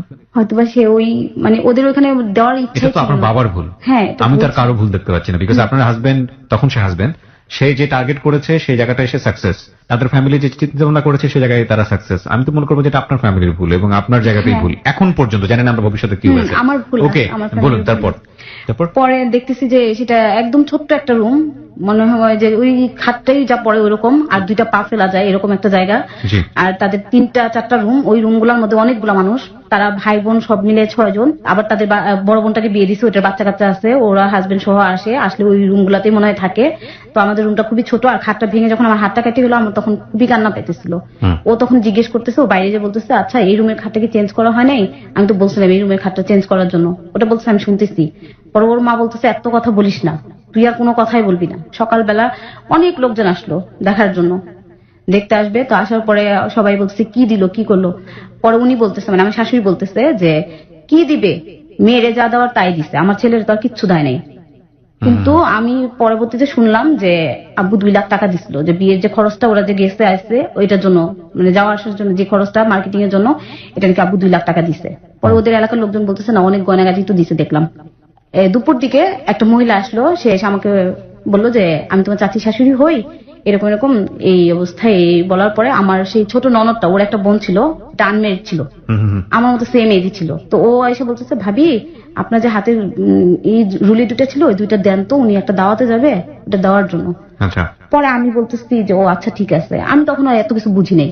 পরে চুরিটা দিলাম, দেওয়ার পরে ওটা নিয়ে গেল। নিয়ে যাওয়ার পরে আমাদের বাড়ি থেকে ওই দিন কোনো লোক জানে, তারপরের দিন গেল। যাওয়ার পরেই ওরা যা অপমান করার দরকার, এখান থেকে আব্বু বেশি লোকজনও নিয়ে যায়নি। আমার যে ভাইয়ারা ছিল, রিলেটিভ পার্সন যারা ছিল, ফুপি ফুপু, ওরা কেউ জানে, শুধু আব্বু গেছিল আর আমার মামার বাড়ি থেকে যারা যাওয়ার দরকার ছিল ওরা গেছিল। যাওয়ার পর ওদের ওইখানে আবার কি নিয়ম ছিল যে ঘরের যেই জিনিসপত্র থেকে সে ওই এলাকায় ওইটা একটা ছিল, সমস্ত কিছু দেওয়া লাগে, সেটা হোক থালাবাটি থেকে শুরু করে যা কিছু লাগে ওইখানে ওইটা দেওয়ার নিয়ম। তো ওগুলা নাকি লাগে, তাব্বু এগুলা জানতো না। পরে এখান থেকে নাকি মামারা বলছিল যে এটা নিয়ে যাইতে হবে, নাহলে সমস্যা হবে। তো একটা ফ্যামিলি মানে একটা পরিবারের যা লাগে, টুকটাকি যা লাগে, ওগুলা সবকিছু নিছে। ও তার মাঝে একটু বলি, আমি একটু বাদ রাখছি। তো পরদিন কি হলো, সকালবেলা যখন উঠলাম তখন আমার যে শাশুড়ি সে বলতেছে যে এক কাজ করো, যে ওদের যে মাটির চুলা সেটা সে কি করলো, লাঠি দিয়ে ভেঙে ফেললো। কি আপনার হাজবেন্ড? না, আমার শাশুড়ি। আচ্ছা। ভেঙে বলছে এটা ঠিক করো। তখন আমার নানু বলতেছে যে উনার তো আবার ওই ভাস্তিজা বউ হয়, বলতেছে বউ এটা কি বলতেছে, ও তো এগুলো ঠিক করতে পারে না, ও তো এগুলো জানেই না, এগুলো তো বলাই হয়েছে। বলে কি আপনি চুপ করে থাকেন, এগুলা করতে হবে না, এগুলো এখানে চলবে না, ঢাকা শহরের মেয়ে গ্রামে আসছে, এখন এগুলাই মানতে হবে। তার মাঝে ওর সাথে আমার কোনো কথা হচ্ছে না, আর ও আমাকে সময় দিতে পারতেছে না। ওর মা সবসময় ওকে বিজি করে রাখতেছে। ও যে ওদের যে সাংসারিক কাজ, দোকানের কাজকর্ম, ওই তখন ওরা ওইটাই করতেছে। তো ওই দিন ফার্স্ট আমার ছোট বোনটা বলতেছে যে তুমি ভাইয়ার সাথে কথা বলো না, ভাইয়া তো বললো যে ভাইয়ার সাথে তুমি কথা বলো না। পরে আমি বললাম যে কি কথা বলবো ওর সাথে, ও বলতেছে যে ভাইয়ার সাথে কথা বললো। তো আমাদের রাতের ট্রেন ছিল, আমার মনে আছে রাতের বেলা আসতেছিলাম। তো আমার কয়েকটা দুলাভাই গেছিল, ওনারা খুব দুষ্টামি ফাজলামি করতেছিল ওর সাথে, বলতেছে কি ব্যাপার কথা বলে না, কি এখনো এত দূরত্ব কেন, এরকম সেরকম। পরে ও আবার ওনাদের সাথে বলতেছে যে আপনার ও তো কথাই বলে না আমার সাথে, আমার জিজ্ঞেস করেন তো আমার সাথে এই 2 দিনে 2টা কথাও বলে নাই। আমাকে জিজ্ঞেসই করেনি আমি খাইছি না খাইছি কি আসি বিষয় এরকম ধরনের কোনো কথাই বলেনি। পরে ওনার বললো আচ্ছা আস্তে আস্তে বলবে, এখন তো ঢাকা যাচ্ছে ঠিক আছে, এখন ঢাকা গেলে ওর নিজের বাসায় গেলে নিজের পরিবেশে গেলে তোমাদের বাড়িটা তো একটু অন্যরকম পরিবেশ ছিল হয়তো বুঝে নাই, এখন আমাদের এখানে যায়। তো যাওয়ার পরে আমরা বাসায় গেলাম, যাওয়ার পরে ফ্রেশ হয়ে যখন আমি আমার রুমটা গেছি, আমার রুমটা যে আমি দরজা নক করে দিছি, তখন আমার ভাবিরা বলতেছে যে একা ঢুকো না আর দরজা নক করো না, তোমার রুমে ও যাবে। পরে আমি বললাম কেন, আমি আমার রুমে কাউকে ঢুকতে দিব না, আমি ঘুমাবো, আমার খুব খারাপ লাগতেছে, আমি এই দুদিন ঘুমাইনি। ও মানে ফার্স্ট আমার রুমে ভাবিরা ঢুকাই দিয়ে দরজা বাইরে থেকে লাগাই দিল। দেওয়ার পরে ও আমার সাথে বসলো, বসার পরে আমার সাথে কথা বলতেছে। তারপরে যাক ওই দিনই ওর কাছাকাছি আসা, ওর সাথে কিছু কথা বলা বা কাছাকাছি আসা, ভাবিরা বুঝাইলো আমাকে, অনেক কিছু বললো, বলার পরে ওরা হাসাহাসি করে চলে গেল। তারপরে এই কাছাকাছি আসা, তারপর আমরা 3-4 দিন ঢাকাতে ছিলাম। থাকার পরে আবার যখন ওদের বাড়িতে গেলাম, যাওয়ার পরেই মানে আমার শাশুড়ির যে আসল চেহারাটা আমার সামনে বের হয়ে আসলো। সে আমি যাওয়ার সাথে সাথেই বলতেছে কি দিছে তোমার বাবা, কি কি দিল, আমার ছেলেকে কি দিল। আর এটা বিয়ে কয়দিন পরে? এটা বিয়ে মানে ওই যে আমাদের ফিরানিতে আসলাম হয়তো মেবি 6 দিন পরে। 6 দিন পরে আমরা এসে ঢাকাতে 3 দিন থাকলাম, আর ওদের বাড়ি থেকে আমরা 2 দিন পরে ফিরানিতে আসলাম। তখন বলতেছে যে তোমার বাবা কি কি দিছে, এত বড় লোক, এত বড় বড় কথা বলে, কি দিল, কি করলো, আমার ছেলেকে কি দিছে। পরে বিয়েতে তো ওদের সবাইকে কাপড় চোপড় যা যা লাগে সবকিছু দিছে। তো ওদিন আবার জিজ্ঞেস করতেছে কি দিছে। পরে আমি বললাম যে যে কাপড় চোপড় এগুলো এগুলো দিসাম, এগুলো ঢিল মেরে ফেলে দিয়ে বলতেছে এগুলা কি, এগুলা দিয়ে কি হয়, এগুলার কোনো মূল্য আছে, এগুলার কোনো দাম আছে, এগুলা দিয়ে কোনো কিছু হয় না, সরাও যত সব ফকির টকির এর কাছে যায়। আমার ছেলেটা পড়ছিল, ও যে কি দেখছিল, তখন ওরে না বলতেছে একটা জুতা তুলা করে বলতেছে তোরে জুতা দিয়ে পিটানোর দরকার, কি দেখে পাগল হয়েছিলি কি। আমি আমার রুমে এসে মানে অনেক কান্না করলাম যে আমার বাবাকে ফকির টকির বলতেছে, এগুলা কি বলতেছে, এরকম কেন। এগুলো চেপে রাখলাম। তো রাখার পরে মানে আমারে বলতেছে রান্না বান্না করতে হবে, আজানের সময় উঠবা, মানে ফজরের আজানের সময় উঠতে হবে, এরকম বলার পরে তো আমার সেই আজানের সময় উঠে তারপর ওই যে ল্যাম্প ছিল, যে হারিকেন ছিল, ওগুলা ওদের বাড়িতে কারেন্ট ছিল না, ওইটা ধরে ধরে তারপর আমার উঠান ঝাড় দিতে হইতো অন্ধকারের ভিতরে। তখন 4-4:30 বাজে ওই টাইমে। উঠার পরে ওদের সব মিলে টোটাল ফ্যামিলির লোকজন ছিল, কাজের লোকটোক সহ 17-18 জন লোক ছিল। বড় বড় ভাতের পাতিলে রান্না করতে হইতো। তো ওরকম ভাবে রান্না টান্না করে আমি মানে পারতাম না, কোনো কিছুই পারতাম না। তারপরও মানে হেল্প নিয়ে করার চেষ্টা করতাম, বাট ভালোটা করতে গেলে খারাপ হয়ে যেত, হয়তো বা ভাত নষ্ট হয়ে যেত বা তরকারিটা আমি তো কখনো এগুলো করি নেই। তো আমার বড় জাটা আমাকে বলতো, ওর যে বড় ভাইয়ের বউটা, উনাকে আমি বলতাম যে একটু হেল্প করেন, তো ও বলতো কি আচ্ছা সরো সরো তোমার করতে হবে না, তো উনি করতো। তো আমার শাশুড়ি বলতো এই তুমি করো কেন, তোমার করতে হবে না, ওরে বলো, ওই বড় লোকের মেয়েরে বলো, ফকিরের মেয়েকে বলো, ও করবে, ও কেন পারে না। তো আমি এর মাঝে আম্মু গেছে, আম্মু যায় মানে দূর থেকেই মানে আমাকে দেখে আম্মু মানে চোখের পানি ছেড়ে এটা কে, আম্মু চিনতেছে না যে এটা কে। আম্মু আমাকে জড়ায় ধরে বলতেছে যে আমার বাসায় কাজের বুয়াও তো এটা ভালো পরিবেশে থাকে। কতদিন পরে দেখা হলো? 10 দিন পর। 10 দিন? 10 দিনের মধ্যে এই অবস্থা? হ্যাঁ। পরে আম্মু মানে দেখতেছে যে আমার চেহারা একদম কালো টালো হয়ে একদম আমার শরীরে কোনো মানে পরিবেশই নাই। ও বলতেছে আমার বাসায় কাজের বুয়াটাও তো এর চেয়ে তো অনেক ভালো থাকে, এটা কি। এটা বলার সাথে সাথে আমার আম্মুর অপরাধ হয়ে গেছে। সে আমার আম্মুর বলতেছে শোনো, নিজে যেমন পাট বিবি সাচ্ছ ঢাকাতে বিয়ে হয়ে, এখানে এটা চলবে না, এগুলা কখনো বলবা না তোমার মেয়েকে এসে। ও তার মাঝে আম্মু আমার হাত দুটা খালি দেখছে। পরে আমি বলতেছি যে ও এটা আমার এক চাচি শাশুড়ি নিয়ে গেছে। পরে সে আমার ওই ননদটাকে জিজ্ঞেস করলো চুড়ি দুইটা কই। পরে ও বলতেছে ওইটা তো উনার চুরি ছিল, ওইটা শুধু নিয়ে যায় ভাবিকে পড়ায় নিয়ে আসছে, ওইটা উনার চুরি, উনাকে দিয়ে দিছে। আমার আম্মু তো পুরো হতবাক হয়ে গেল যে অন্যের চুরি নিয়ে যায় আমার মেয়েকে পড়ায় বিয়ে করায় নিয়ে আসছে, এটা কেমন ধরনের কথা। ওরা যদি আগে বলতো তাহলে তো আমি আমার মেয়ের জন্য সব দিতে পারলে তো এই দুইটাও দিতাম, এটা কেন করলো। এটা নিয়ে মানে অনেক কিছু হয়ে গেল। পরে ওইখানে আমার শাশুড়ির সাথে অনেক তর্ক বিতর্ক হইলো, আম্মুকে অপমান করলো, আম্মু চলে আসলো, আমাকে আর দিল না। 15-20 দিন পরে আব্বু একটা হ্যাঙ্গিং সেট, তখন খুব দামি ছিল, আর একটা সিমের দাম ছিল 2000 টাকা। ওই সিমটা কিনে আব্বু ফোনটা নিয়ে গেল, নিয়ে যাওয়ার পরে অনেক বাজার টাজার করে নিয়ে গেছে, সাথে আমার মামাদেরকে নিয়ে গেছে। নিয়ে যাওয়ার পরে আব্বু মানে আমি তখন আব্বুর সামনে যাইতেছি না, কারণ আমি জানি আম্মু যেহেতু দেখে গেছে, আম্মু তো আব্বুর বলবেই না যে আমার এই পরিবেশ, আর আমার এই অবস্থা দেখলে আব্বু হার্ট ফিল করেই মারা যাবে। পরে আব্বু বারবার বলতেছে যে আমার মেয়েটা কোথায়। আমার শাশুড়িকে দেখে সে ভাবি ডাকে, বলতেছে ভাবি ওরা একটু ডাক দেন। বলতেছে রান্না করতেছে। আব্বু বলে রান্না করতে পারে, কে বলছে পারবে না কেন। তো এই মাঝে হঠাৎ একদিন কি নিয়ে যেন কি হয়েছে, ওর মার সঙ্গে কথা তর্কাতর্কির মাঝখানে ও এসে মানে তখন আমাদের বিয়ের মনে হয় 3 মাস 3.5 মাস হয়ে গেছে। ওই টাইমে ও আমাকে অনেক মারলো, অনেক মারধর করলো যে হ্যাঁ তোমার জন্য বিয়ে করে এত অশান্তি, এত কথাবার্তা। তোমার জন্য বিয়ে করে মানে? তোমার জন্য বিয়ে করে মানে আমি ঠিক বুঝলাম। হ্যাঁ তোমাকে বিয়ে করে মানে তোমার জন্য মানে। কতদিন পরে আপনার গায়ে হাত তুললো? 3.5 মাস পরে। বিয়ে 3.5 মাসের মধ্যেই হ্যাঁ এই প্রেম প্রীতি সব উবে গেল? হ্যাঁ, পরে ও আমাকে মারলো, মারার পরে ও আর বাড়িতে নাই। তো আমার মানে হঠাৎ করেই খুবই পেটে পেইন করতেছে, তো আমি বুঝতেছি না যে কেন এরকম হচ্ছে। তো হুট করেই মানে ব্লিডিং শুরু হয়ে গেছে। তো আমি আমার বড় জাটাকে ওনাকে বললাম যে ভাবি এমন এমন আমার তো এরকম প্রবলেম হচ্ছে। পরে ডাক্তারের কাছে নেওয়ার পর বলতেছে যে উনি তো প্রেগনেন্ট ছিল। আমি তো মানে বুঝতেই পাইনি, আমি ওগুলো আসলে কখনো বুঝি নেই বা ফিলি করে নেই। তখন ডাক্তার বলতেছে যে ওনার তো অ্যাব্রেশন হয়ে গেছে, এটা যেভাবেই হোক ব্লিডিং শুরু হয়েছে, হয়তো এটা কিভাবে হলো। পরে আঘাত যে করছে ওরা এটা বললো না, ডাক্তার কাছে এটা লুকায় রাখলো, বললো যে হাঁটার সময় পড়ে গেছে, পড়ে যে এরকম হয়েছে। পরে ডাক্তার বললো যে আচ্ছা আমি মেডিসিন দিচ্ছি, বাট ব্লিডিং বন্ধ হচ্ছে না। তা ও 3-4 দিন হয়ে গেছে, আমার অবস্থা খুবই খারাপ হয়ে যাচ্ছে, আর আমি খুব কান্নাকাটি করতেছি যে আমাকে যেভাবে হোক আমাকে ঢাকা আমার আব্বু আমার কাছে দেন। পরে আম্মু গেল, যাওয়ার পরে আম্মুর সাথে সাথেই বললো যে আমার মেয়েকে আর এখানে রাখবো না। ঢাকা নিয়ে আসলো, ঢাকা নিয়ে আসার পরে ট্রিটমেন্ট করলো। 3 মাস আমার ব্লিডিং গেছে। 3 মাস ব্লিডিং হওয়ার পরে ডাক্তার বলতেছিল যে ওর যদি নেক্সট টাইম বেবি আসবে ওর কিন্তু অনেক রিস্ক হয়ে যাবে, অনেক সমস্যা হয়ে যাবে। তো এটা বলার পরে আমাকে আর দিচ্ছে না। পরে ও এসে ওর বড় ভাই ওদেরকে নিয়ে এসে পরে ও নিয়ে গেল। নিয়ে যাওয়ার পরে তো ওরকম অত্যাচার হয়, সারাদিন যায়, আমার কাজ করতে করতে সময় যায়, আমার শাশুড়ি আমাকে খেতে সময় দেয় না। লেখাপড়া আর হয় নাই, ওই যে ওই ঝামেলার কারণে, ওই শাশুড়ি ওই ইসের কারণে। আর আমি ওরে বলছিলাম, তো একদিন ও আমার বলছিল যে চলো কলেজে নিয়ে যাই, ভর্তি করবো। তো আমার শাশুড়ি বলতেছিল যে এত লেখাপড়া করে কি হবে, সেই চুলার ছাই ফেলতে হবে আর ওই গরুর গোবরই ফেলাবো, কলেজ করে কি হবে, কলেজ করতে হবে না, পড়ালেখা করাইতে হবে না। তো এইভাবে এই করার পরে আমার খেতে টেতে পারি না, অন্যরকম অবস্থা হয়ে গেল। তো এর মধ্যে ডাক্তার কাছে নিয়ে গেল, বললো যে উনি তো প্রেগনেন্ট। বলে যে প্রেগনেন্ট, হ্যাঁ বলে যে প্রেগনেন্ট। এটা তো খুবই খারাপ হলো, যেহেতু ওর এরকম একটা রিস্ক গেল, ঘটনা ঘটে গেছে। হ্যাঁ, তারপর আবার এটা হয়েছে, এটা খুবই খারাপ অবস্থা, ওর তো রেস্টে থাকতে হবে। আর তোমাদের বাড়ি ওই ডাক্তারটা আবার জানতো যে ওদের বাড়িতে এরকম এরকম অনেক কাজ করতে হয়, অনেক হয়। তো ওই ডাক্তারটা বলছিল ওকে যতটা পারো ওকে রেস্টে ওর বাবার বাড়িতে পাঠাই দাও। পরে আমি চলে আসলাম ঢাকাতে। চলে আসার পরে আম্মু সবাই কেয়ার করতেছে, আমাকে আর ওখানে যাইতে দিচ্ছে না। আমার বেবিটা তখন মাত্র 1.5 মাস হয় প্রেগনেন্ট আমার। ওই টাইমে নিয়ে এসে পড়লো, আনার পরে এখানে দেখাশোনা হচ্ছে, দেখাশোনা করার মাঝখানে ওরা আর কখনো আমার খোঁজ খবর নেয় না। আমি যে প্রেগনেন্ট, আমার কি সমস্যা বা কোনো কিছু, এটা খোঁজ খবর কখনো নেয় না। ওর যখন মন চায় ও চলে আসে, চলে এসে আমাকে দেখে যায়, দেখে চলে যায়। দেখে যাওয়ার পরে তো আমার যখন 7 মাস প্রেগনেন্ট, তখন ওর ভাই ভাবি, তারপরে ওর যেই বোন জামাই, ওরা সবাই আসলো।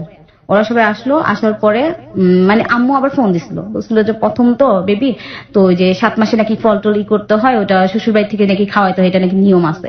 তো এটা বলছিল, বলার পর ওরা আসছিল। আসার সময় একটা কাপড় নিয়ে আসছিল। পরে বলতেছে এই কাপড়টা তো বুয়ারাও পরে না, এমন একটা কাপড় নিয়ে আসছে, মানে 200-250 টাকা দাম হবে এরকম একটা কাপড় নিয়ে আসছে। আমি একটু বলি, আপনাদের ফ্যামিলি এত এরকম কেন, ওদের সামনে কেন এইভাবে রিপ্রেজেন্ট করছে নিজেকে? চুরে কেন ফেলবে? যদি 5 টাকার জিনিস আপনার হাজবেন্ড এনে দেয়, ধরেন ওই ফ্যামিলির কোটি টাকার সামর্থ্য আছে, 2 টাকার জিনিসও যদি আপনাকে এনে দেয়, সেটার মধ্যে যে সম্মান থাকবে না, সেটার মধ্যে যে ভালোবাসা থাকবে না, এই জিনিসটা কেন দেখছেন? ছুটে কেন ফেলে দিবে? যদি তার কাজের বুয়াকে একই কাপড়ই দেয়, সেটা নিয়ে এক ধরনের কথা হতে পারে, কিন্তু তারা আপনাকে ডিসঅনার করছে, আপনারাও তাদেরকে ডিসঅনার করছেন। এই টানাপোড়েনে কি হবে? টানাপোড়েনে সাফার তো আপনি হবেন কিংবা আপনার হাজবেন্ড হবে। হ্যাঁ, না ওইটা কেন বলছিল, ওইটা কেন হয়েছিল, মানে আমার বিয়ে যে হয়ে গেছিল তখন প্রায় 1 বছর উপরে হয়ে যাচ্ছে, আমার প্রেগনেন্ট তখন। আমি ছুড়ে ফেলে দিলে কি আপনার হাজবেন্ড ঠিক হবে? কিংবা তার জামাই, তার কি ফ্যামিলি ইনফ্যাক্ট কেউই বুঝতে পারে না। এই অ্যাডাল্ট যারা, তারাই বেশি ভুল করে। হাজবেন্ড এবং ওয়াইফের সম্পর্ক, ছেলে মেয়ের সম্পর্কের ক্ষেত্রে যতটা না ছেলে মেয়ে ভুল করে, তার চেয়ে বেশি ভুল করে বাবা মা। হ্যাঁ, কারণ আপনাকে বিয়ে দিয়েই তো ভুল করেছে আপনার বাবা। এত বেশি স্ট্রিক্ট তাহলে বিয়ে দিল কেন? যাই হোক, এই প্রশ্নগুলোর উত্তর আমরা খুঁজবো শেষের দিকে গিয়ে। বলুন। তারপর পরে ওনারা চলে গেল, চলে যাওয়ার পর আর কোনো খোঁজ খবর নাই। খোঁজ খবর না হওয়ার পরে ও আসলো, আমার গলার যে চেনটা ছিল, তারপর ফোন টোন ছিল, এগুলা নিয়ে আমার মানে সময়টা ডেটটা কাছে আসছে, ওই টাইমে ও আসছে। আসার পরে ও বলতেছে যে আমি একটু ঘুরে আসি। ঘুরে আসার পরে সারাদিন আর ওর কোনো খোঁজ নাই, ও কই গেছে, ওর কোনো খোঁজ খবর পাচ্ছি না, ফোনটাও বন্ধ দেখাচ্ছে। তো এর মধ্যে হুট করে একজন লোক এসে বলতেছে আপনাদের মেয়ের জামাই এই যে দেখেন এখানে কেমন হয়ে যেন আসছে। তো সবাই দৌড়াদৌড়ি করে গেল, আমার ভাই ওরা গেল। যাওয়ার পরে ওর মানে ও কথা বলতে পারতেছে না, বাট রিক্সাওয়ালা বলতেছে ওনাকে মনে হয় ছিনতাইকারী কোনো কিছু খাওয়ায় নিয়ে চলে গেছে সবকিছু। আমার মানে ডেলিভারি পেন উঠলো, তখন ক্লিনিকে নিয়ে যাওয়ার পরে ওদেরকে অনেকভাবে বলতেছিল, ডাক্তার যখন বলছিল যে না এটা নর্মালি হচ্ছে না, সিজারিয়ান করতে হবে। তো এটা যখন ওদের জানাইছে, ওরা মানে ফোনে কোনো রেসপন্সই করে না, কোনো কিছু বলতেছে না। আব্বু বলছে যে আপনি শুধু ওকে পাঠাই দেন, লতিফকে পাঠাই দেন, ওকে, ওর সিগনেচার ছাড়া তো এখানে কিছু সম্ভব না। আর লোকজন অন্যরকম ভাবতেছে যে মেয়ের কি বিয়ে হয়েছে নাকি, হাজবেন্ড কোথায়, শ্বশুরবাড়ির লোকজন কোথায়, এরকম লোকজন কেউ থাকতেছে না। তখন মানে ওরা আর কোনো মানে ফোনও ধরে না। তো এর মাঝে মানে 4-5 দিন হয়ে গেছে আমি ক্লিনিকে, আর পেন তো আছেই, ব্যথা আছেই, ডাক্তার অনেকভাবেই করতেছে। এর মধ্যে ভাইয়া যায় বলতেছে তোমরা কিছু করো, নাইলে কিন্তু ওর অবস্থা খারাপ হয়ে যায়, তোমরা মেয়েটাকে হারাবা, কিছু করো। পরে ও আমাকে বলছিল, যাওয়ার সময় বলছিল যে আমার এই একটা ফ্রেন্ডের নাম্বার, এটা রাইখা দাও, যদি কখনো কোনো বিপদ আপদ হয় এই নাম্বারে ফোন দিলে আমার এই ফ্রেন্ড আমাকে বলবে, আমার বাবা মাও যদি না বলে ও বলবে। তো তখন আমি আব্বুকে আমার বললাম যে আমার ডায়েরিতে একটা নাম্বার আছে, তুমি ওই নাম্বারটাতে ফোন দাও, দিয়ে ওনার সাথে কথা বলো।